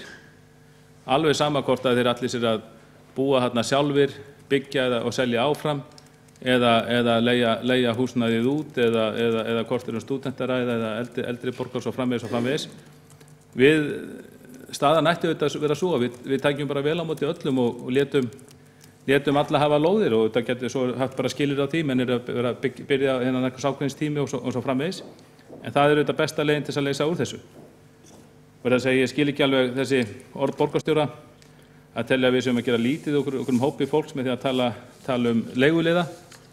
Ég held að þetta sé bara orð sem hafi lengi verið notað og maður fyrir að velta þessi fyrir sér, maður að tala niður til einhvers hóps fólks þegar maður kallar það sjúkraliða sem borgarstjóri hefur væntanlega reynslu af því að vinna með eða skólaliða, rauðliðar og hvítliðar, maður að tala niður til einhvers hóps sem maður notar þetta gamla og góða orð úr íslenskri tungu. Ég minni nú bara það ágæti hálsar, ég hygg að flestir borgarfulltrúar séu með einum eða öðrum hætti komnir af leiguliðum hér á Íslandi og það væri þá bara eins og við vorum ef það er eitthvað neikvæð merking í því gagnvart þessu fólki sem ber þetta heiti, þá varum við að tala illum forfeður okkar. En þetta var nútútur. Við sjáum það að húsnæðismálin eru hér í mjög slæmu horfi og Það er ekki hægt að kenna neinum það nema bara slakri frammistöðu borgarstjórnar í þessum málum og við vitum hver fer með meirihlutavaldið í borgarstjórn. Við Sjálfstæðismenn og Framsókn líka, við höfum hvað eftir annað lagt til úrbætur, raunverulegar úrbætur í þessum málum og lagt til að hér tekið almennilega til hendinni og úthlutað miklu fleiri lóðum heldur en gert hefur verið og því hefur verið hafnað af meirihlutanum trekk í trekk þó hann sé aðeins að sjá þessi núna en það er að minnsta kosti algjörlega ljóst að þeir pólitísku flokkar sem hafa klúðrað húsnæðismálunum í Reykjavík og framkallað þetta neyðarástand, þeir eru ekki best til þess fallnir heldur síst til þess fallnir að bæta úr. Já, þá hefur Kjartan Magnússon borgarfulltrúi lokið máli sínu og síðastur tekur til máls borgarstjóri. Forseti ágæta borgarstjórn, ég vildi fá að þakka fyrir þessa ágæta umræðu, allmörg kunnuleg skref en línur hafa skerpst. Milli þess hvort að markaðurinn muni leysa þetta eða hins hvort að það þurfi að gera eitthvað sérstakt til þess að skapa öruggan og góðan húsnæðismarkað sem er fjölbreyttur og fyrir alla. Ég legg til og ítreka það að húsnæðisáætlun Reykjavíkurborgar verði samþykkt með meðfylgjandi tillögum.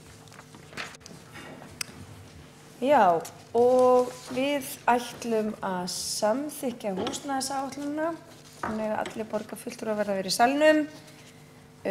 Forseti leggur hana fram til samþykktar, þau eitthvað sem að samþykkja hana gefur merki. Einhverju sem er á móti. Hún er samþykkt með 9 atkvæðum og 6 greiða atkvæði á móti og það eru boðaðar bókanir þvert á alla kanta og þá leggur forseti einnig fram meðfylgjandi tillögur í húsnæðismálum og þær eru hér til samþykktar, þau eitthvað sem að samþykki tillöguna gefur merki og einhverju á móti. Og það er eins, það eru 9 sem að samþykja tillögunar og 6 greiða atkvæði á móti.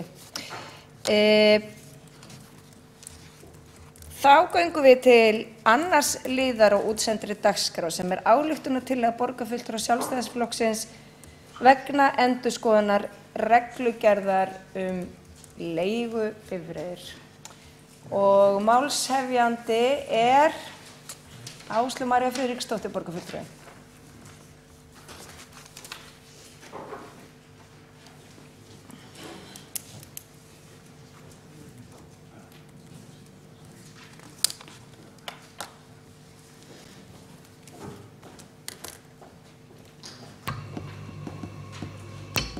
Forseti, borgarfulltrúar. Við leggjum hér til við borgarfulltrúar Sjálfstæðisflokksins svohljóðandi ályktunartillögu sem við vonum að aðrir borgarfulltrúar hér í þessum sal muni samþykkja. Hún hljóðar svo: Borgarstjórn fer þess á leit við samgönguráðherra að hann endurskoði reglugerð leigubifreiðar og leiti leiða til að draga úr aðgangshindrunum í greinina til að bregðast við aukinni þjónustuþörf og draga úr ólöglegum akstri. Með þessari tillögu fylgdi svo stutt greinargerð sem að hljóða svo: Frá 2003 hefur verið kveðið á með reglugerð að aðeins 520 leigubílar skuli vera á höfuðborgarsvæðinu þrátt fyrir gríðarlega fólks- og ferðamannafjölgun. Líkur á því að afnám kvóta á leigubíla myndi lækka verð, stytta biðtíma, bæta þjónustu og draga úr ólöglegum akstri gegn gjaldi. Smáforrit sem auðvelda fólki að nota leigubíla hafa rutt sér rúms í fjölda borga og sjálfsagt að leyfa notkun slíkra forrita hér á landi. Tilkoma sjálfkeyrandi bíla í nánari framtíð kallar einnig á endurskoðun þessara mála.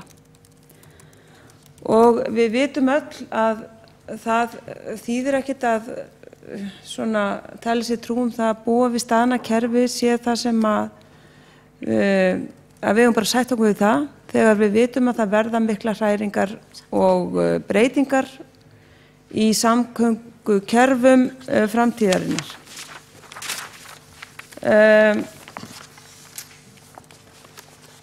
það er auðvitað hægt að fara með langt mál í þessari tillögu en hún er svolítið víðtæk og við erum svo sem að í raun og veru bara beina því til ráðherra að hefja skoðun á breyttri sýn því að aðstæður hafa breyst og við erum farin að fjalla hér og oftar það mikla breytingar eins og til dæmis sjálfkeyrandi bílar gætu haft í för með sér. Við erum farin að náttúrulega hér verið að deila bílum þó það sé ekki endilega gegn gjaldi en það er til eitthvað sem heitir car sharing. Fólk mun finna sér leiðir og smugur til þess að nýta eigur betur og já, ég meina öll þróun sem við sjáum hingað til í öðrum borgum er þannig og í stað þess að loka bara augunum og bíða þess að einhvern veginn lagaramminn bara sé komið langt á eftir því sem augljóst er að framtíðin mun hafa í för með sér, þá er sjálfsagt að beina því að hafin verði svo vinna sem að eðlilegt er að fara í að svo stöddu. Og með þessari tillögu viljum við eiginlega bara hvetja ráðherra til þess og auðvitað bara vonandi allt pólitíska rófið að taka undir að þetta er nauðsynlegt. Ég er nú hérna með allskis útprentanir og af hugmyndum hvernig þróunin getur orðið. Ég er að hafa allavega að svo stöddu málum þetta ekki lengra en heyra hvort að eitthvað, heyra bara hvað kemur í umræðan. Takk. Og Áslaug María Friðriksdóttir lokið máli sínu, borgarfulltrúi, og næst tekur til máls Heiða Björg Hilmisdóttir, borgarfulltrúi.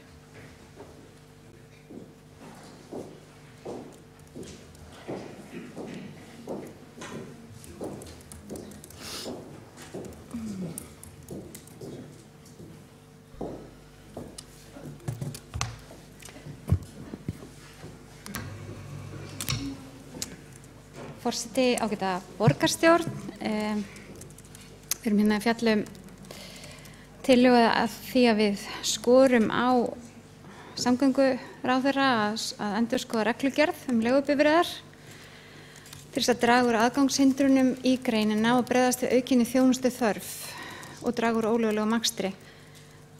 Mér finnst í sjálfu sér þetta ekki hættuleg áskorun, alveg sjálfsagt að samgönguráðherra sé alltaf að skoða markaðinn og sjá hvort að reglugerðir og lög fylgi markaðnum og þörfinni hverju sinni. Ég svo sem þekki ekki aukna þjónustu þörf en það má svo sem alveg við því búast að þjónustu þörf leigubíla hafi aukist eftir því sem að ferðamönnum fjölgar og eins og borgarfulltrúi Áslaug María Friðriksdóttir kom inn á þá er þetta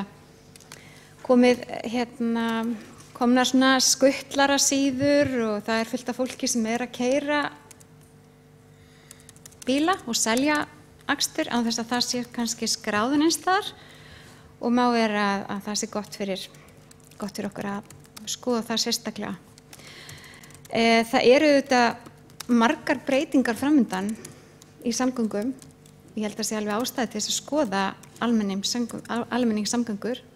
Fleiri og fleiri eru farnir að eiga bíla saman líka og hús farin að eiga bíl og nýta sem sameign. Þannig að við erum bara nokkuð jákvæð fyrir þessu. Það eru auðvitað komnir þessi sjálfkeyrandi bílar, það eru komnir og hugsanlega þarf að breyta því. Það er ekki bílstjóri sem er þar með leyfi til þess að keyra þann bíl. Þannig að ég myndi segja að þetta væri bara frekar saklaust og mæli með að við samþykkjum þetta bara.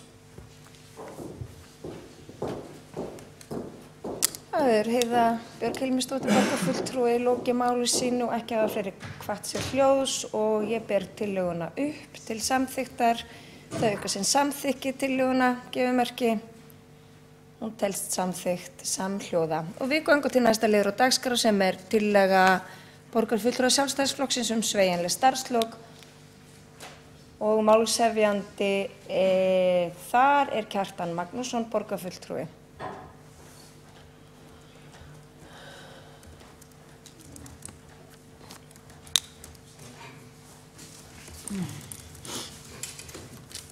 Forseti, góðir borgarfulltrúar, ég flyt hér tillögu borgarfulltrúa Sjálfstæðisflokksins sveigjanleg starfslok og hún svo hljóðandi. Borgarstjórn samþykkir að gefa borgarstarfsmönnum kost á auknum sveigjanleika við starfslok.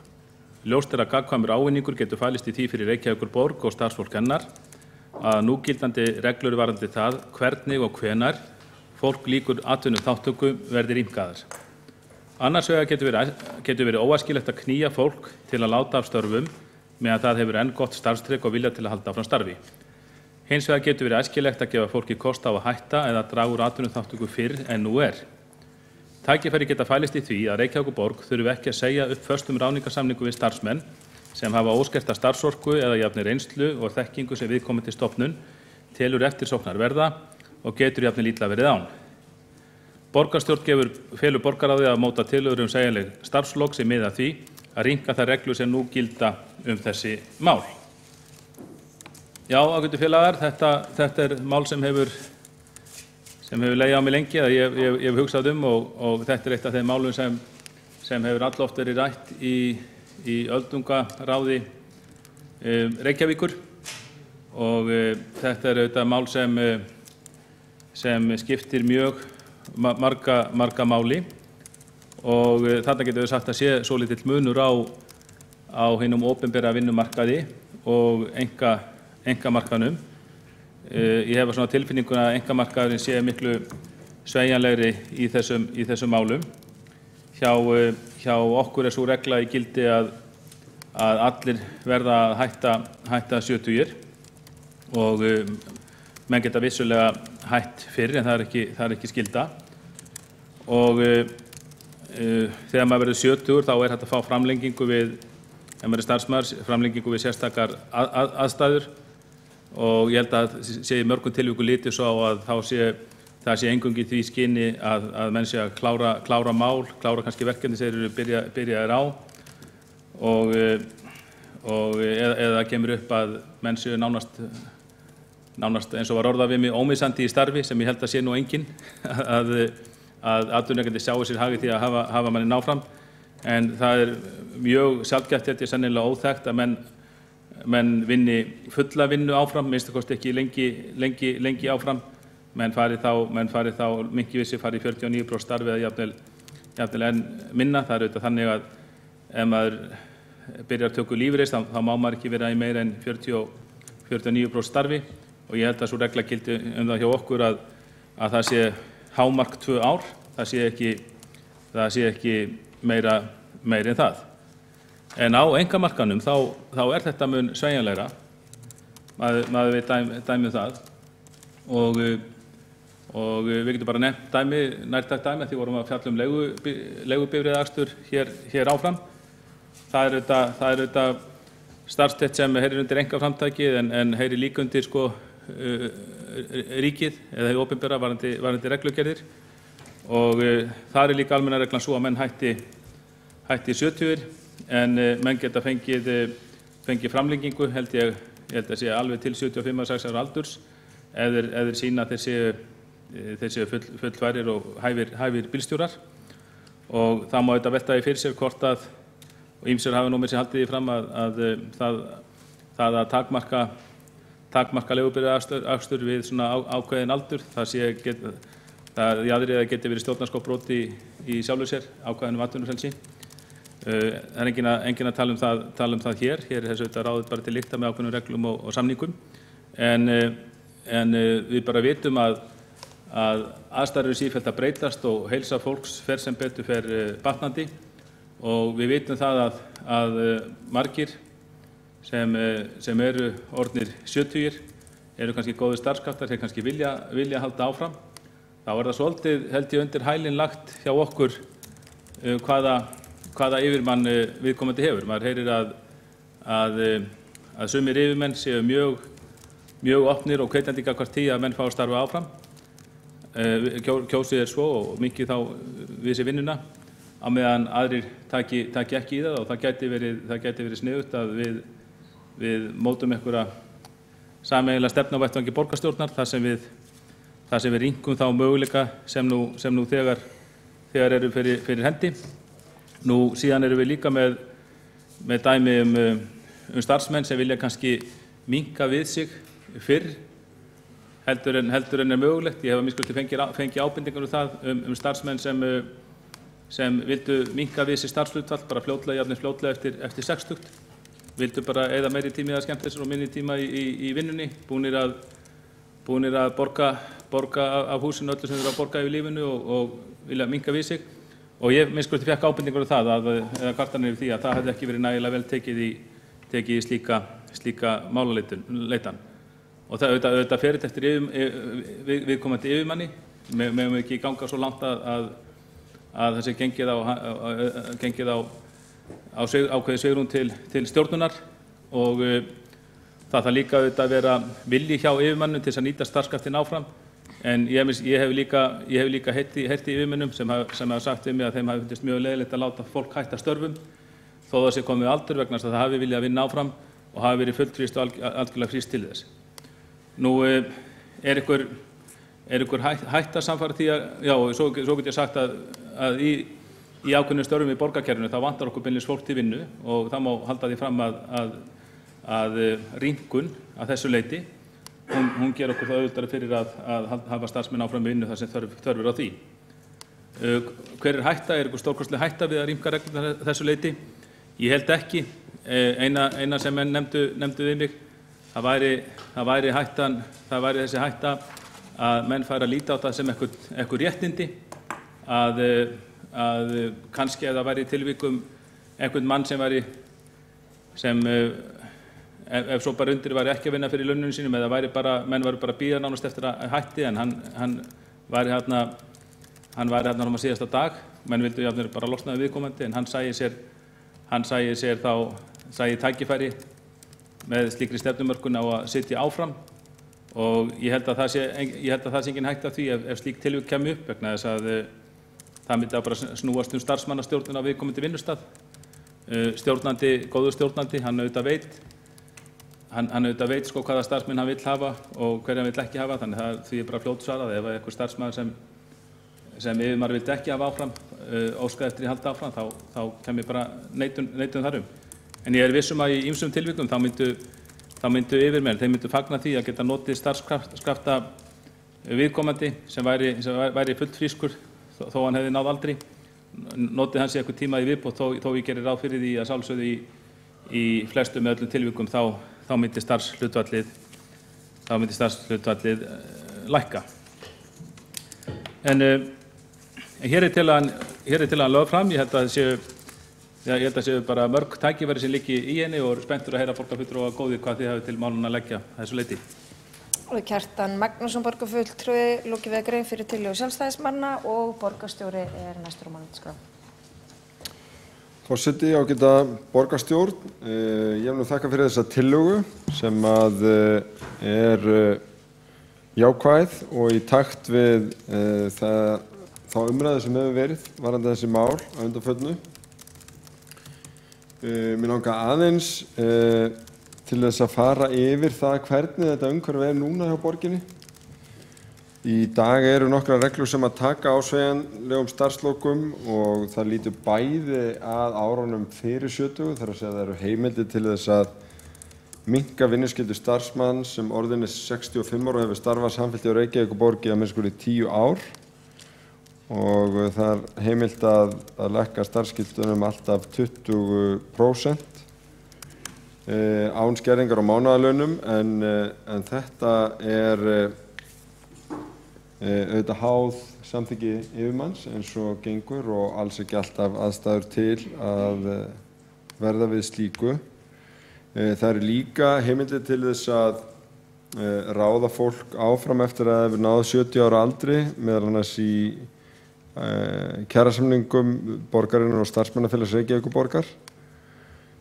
Þetta er þó ákveðnum takmörkunum háð og gildir ekki lengur en til 72 ára aldurs og þarna eru líka ákvæði að einstaklingur sem er orðinn meir en 70 ára það sé hægt að ráða hann í annað starf eða sama starf á tímakaupi, alltaf hálfu starfi á þess að hafa áhrif á rétt hans til töku lífeyris, en slík mál munu vera samkvæmt þessum ákvæðum kjarasamninga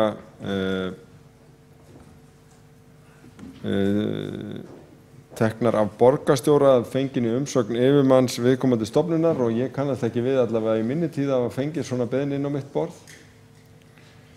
Þannig að þetta, mig grunar að þetta sé nú ekki mikið notað, en það eru sambærileg eða ákvæði sem kallast aðeins á við þetta í kjarasamningi félags grunnskólakennara og þar má halda áfram svokallari mánaðarlaunaráðningu það skólaár sem að kennari verður 70 á og síðan eru reglur ráðningu fólks eftir 70. Við erum líka að hlúa betra starfsfólki við starfslok og erum að halda sérstök starfsloka námskeið. En ég held að það sé fyllsta ástæða til þess að fara yfir þessar reglur og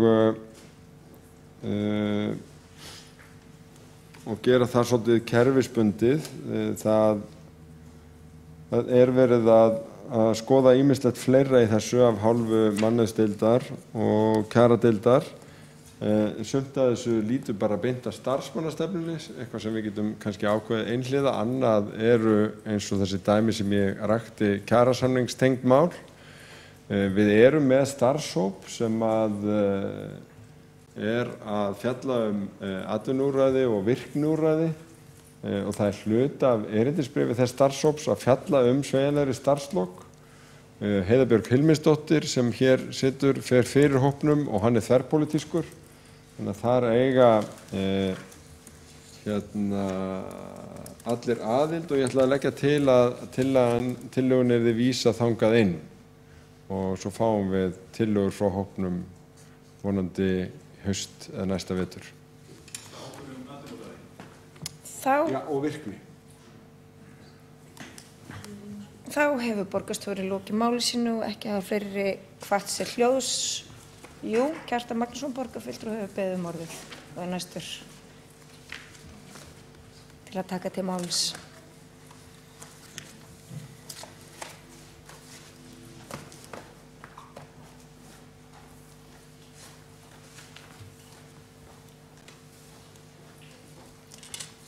Forseti, góðir borgarfulltrúar, ég þakka borgarstjóra fyrir viðbrögð hans við þessari tillögu sem ég fannst vera jákvæð, svona mestan part og borgarstjóri rakti það reglur sem gildum þetta og það er rétt og ég hefði farið yfir þar fyrir fundin en talið að þarna mætti að ósekju rýmka eitthvað og það er fólk sem hefur farið yfir þetta líka úr hópi eldri borgara sem er sammála því telja það megi rýmka og bara get nefnt það, mér er persónulega kunnugt dæmi þar sem bara nýlegt dæmi þar sem maður var í ákveðnu starfi hér hjá borginni og mjög sértæku starfi og sinnti því mjög vel og hann fékk þessa framlengingu held ég til 72 ára aldurs en svo mátti ekki framlengja það oftar þáttur að maður var mjög frískur og í frábæru formi og sinnti þessu starfi alveg sérstaklega vel, allir bar honum vel söguna og yfirmaður líka, yfirmaður hefði svo sannlega viljað hafa hann áfram en þarna skorti heimild til þess og ég held og ég er alveg viss það að þessi yfirmaður hann hefði ekki ráði viðkomandi áfram þessi 2 ár sem hann hafði þá heimild til nema vegna þess að maðurinn var að standa sig með miklum sóma. Þannig að þarna er tækifæri fyrir okkur til þess að rýmka til og við föllumst á að vísa málinu í þennan hóp svona í trausti þess að komið þá fram tillögu frá hópnum að rýmka til þessu leyti, annars bara leggjum slíkar tillögu fram aftur fyrir borgarstjórn. Þannig að við bara föllumst á þessa afgreiðslu málsins og óskum hópnum góðs gengis í sínum störfum og vonum að hann skili af sér sem fyrst. Já, þá er hér komin málsmeðferðartillaga að vísa tillögu Sjálfstæðisflokksins inn í stýrihópum atvinnu og virkniúrræði og þau ykkur sem að greiða atkvæði hana rétt við bönd. Hún telst samhljóða samþykkt. Þá göngum við til 4. liðar og útsettri dagskrá sem fundargerð borgarráðs frá 18. maí, fundargerð borgarráðs frá 1. júní og þar undir eru viðaukar sem við þurfum að bera upp. Það 37. liður fundargerða frá 1. júní viðauki vegna endurskoðunar og lánsfjáráætlun vegna brúar lífeyrissjóðs og forseti ber hann upp til samþykktar, þið ykkar sem samþykkja handgjöfumerki. Ykkur á móti. Hann telst samþykktur með 9 atkvæðum. Þar undir líka 40. og 2. liður sem viðauki við samkomulag vegna Hörpu OHF og þið ykkar sem að samþykkja það gjöfumerki. Ykkur á móti. Hann samþykktur með 9 greiddum atkvæðum og 1 greiðir atkvæði á móti og 5 sitja hjá. Svo það 40. og 3. liður sem viðbóta framlag til Hörpu, tónlistar- og ráðstefnuhús og þau ykkar sem samþykkja handgjöfumerki. Ykkur á móti. Hann telst samþykktur með 9 greiddum atkvæðum, 1 borgarfulltrúi á móti, 5 sitja hjá. Við göngum til 5. liðar. Kjartan Magnússon borgarfulltrúi hefur beðið orðið og næstur á mælendaskrá.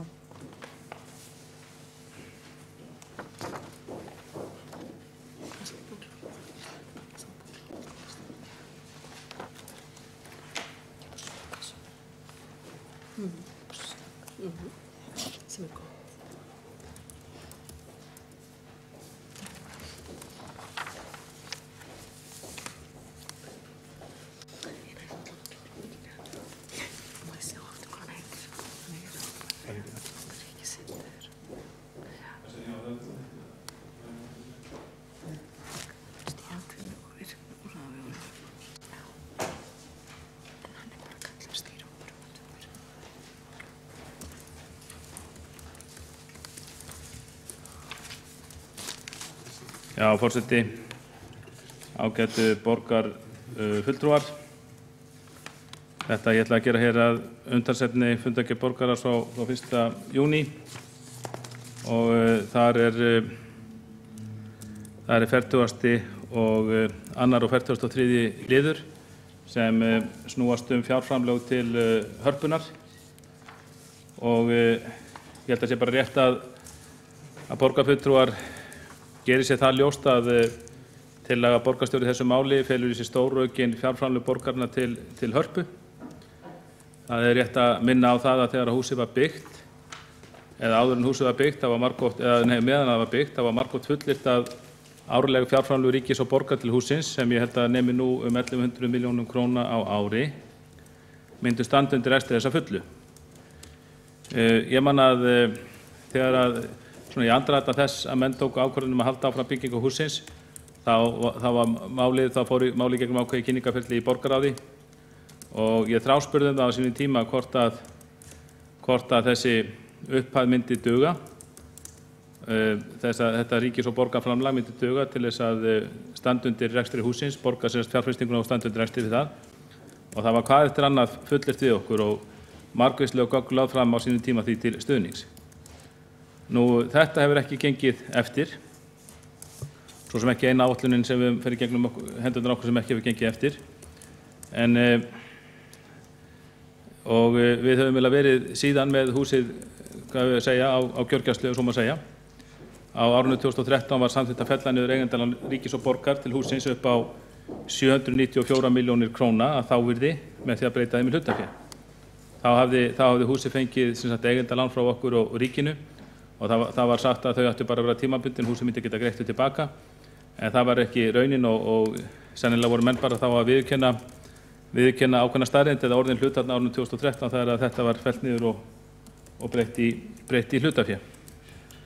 Og þá var samþykkt 2013 að leggja húsinu til sérstök viðbótarframlög að fjárhæð 160 milljónir króna í 4 ár eða fyrir árinu 2013 til 16. En nú liggur fyrir tillaga nýtt viðbótarframlag til Hörpu að fjárhæð 450 milljónir króna til að mæta lausafjárvanda hússins. Þannig að umsamið viðbótarframlag frá fyrri árum er þannig næstum því þrefaldað, borgarfulltrúar góðir, eða á 160 milljónum krónu í 450. Og hlutur borgarinnar af því framlagi er 207 milljónir króna í samræmi við 46% eignarhlut okkar. Nú, þegar borgarstjóri lagði fram tillögu greiðslu umrædds framlags á borgarráðsfundi fyrir helgi, þá óskaði ég eftir frekar upplýsingum málið. Ég taldi bara í ljósi forsögu málsins og í ljósi þess að hér frekar háar fjárhæðir að ræða, þá taldi ég eðlilegt að borgarráð færi mjög vel yfir ýmsar forsendur í málinu áður en það afgreiddi slíka tillögu frá sér. Mér fannst þar upplýsingar sem voru lagðar fram á fundinum, mér fannst þar alls ekki fullnægjandi miðað við umfang málsins og þá tillögu sem lá fyrir og gagnrýni borgarstjóra fyrir að hafa ekki lagt gleggri upplýsingar en hann ætlaðist hins vegar til að við samþykktum þetta bara þarna á fundinum. Ég taldi til dæmis eðlilegt að upplýsingar eru lagðar fram upphaflegar áætlanir rekstur hússins og skýringar á því af hverju þær hafa staðist svo illa. Við höfum farið í gegnum þá umræðu áður, en ef ég man rétt að árið 2013 þegar samþykkt voru þessi viðbótarframlög, þá fólust í því ákveðin fyrirheitum að það hefði farið yfir allt í rekstri hússins og menn myndu skýra, og það var hægt að skýra af hverju áætlanir hafa staðist svo illa. Ég hef ekki fengið haldbara skýringar því enn sem komið er. Vissulega hafa menn bent á að fasteignagjöld eru mun hærri heldur en menn áttu von á, en það er ekki eina skýringin, síður en svo. Og einnig hef ég ekki fengið skýringar því af hverju menn reiknuðu fasteignagjöldin svo vitlaust, vegna þess að eins og fasteignamat ríkis hefur bent á, þá eiga þetta að vera nokkuð gagnsæjar reglur það hvernig fasteignagjöld eru reiknuð, þannig að menn hefðu átt að geta reiknað þetta út fyrirfram, að það er svona meðal annars miðað við byggingarkostnað hússins. Nú, ég óska einnig eftir upplýsingum það hvernig nákvæmlega umræddu viðbótarframlagi yrði varið, og þá virðast áætlanir ekki hafa staðist varðandi viðhald hússins og ég óskaði einnig eftir því að þau yrðu rædd í borgarráði. Nú, það er hefð fyrir því að borgarráðsmenn geta óskað eftir frestun og afgreiðslu málum eitt fund ef þeir telja sig þurfa að skoða máli betur eða ef umbeðnar upplýsingar liggja ekki fyrir. Við sjálfstæðismenn óskuðum eftir slíkri frestun í þessu máli leið og við óskuðum eftir meiri upplýsingum. En borgarstjóri og formaður borgarráðs vildu hins vegar ekki verða við þessari beiðni og keyrðu málið í gegn þótt ekkert hafi legið fyrir að það þyrfti að afgreiða málið án tafar. Árið, það er ekki eins og menn sé að loka einhverju reikningi held ég, árið er núna hálfnað og ég held að það hefði alveg verið hægt að leggja þetta mál fyrir með betri hætti og ræða þetta betur. Þannig að asi og óvöndu vinnubrögð einkendu því afgreiðslu málsins og ábyrgðina á því ber meirihluti borgarráðs, og það er mjög slæmt því að hér eru mikilvægt málefni að ræða sem hefði verðskuldað vandaðri vinnubrögð en hér voru viðhöfð. Það er Kjartan Magnússon borgarfulltrúi lokið máli sínu og næstur tekur til máls borgarstjóri.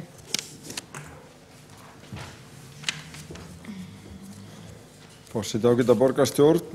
Já, hér er verið að afgreiða rekstrarframlag til Hörpu sem er í takt við samkomulag ríkis og borgar varðandi það. Er að ræða í raun skammtímaráðstöfun, síðan eru nýju stjórnendur í því verkefni að greina stöðuna á dýptina og svara þar spurningum hvernig þetta lítur út í framtíðar og hvernig þetta bregðast við stöðunni.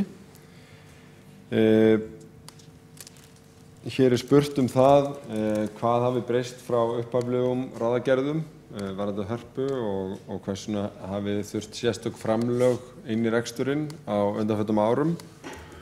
Því er í raun til að svara upphaflega gert ráð fyrir að einkaaðili myndi reka Hörpu og eftir atvikum fjármagna þann menningarrekstur sem stæði ekki undir sér. Jafnframt gerðu áætlanir raunar ráð fyrir lægri fasteignagjöldum en raunin varð og þegar að ríki og borg tóku verkefni yfir og ýttu úr vör þá má spyrja eins og borgarfulltrúinn gerði hvort það hafi ekki verið farið nægilega vel yfir alla þessa þætti.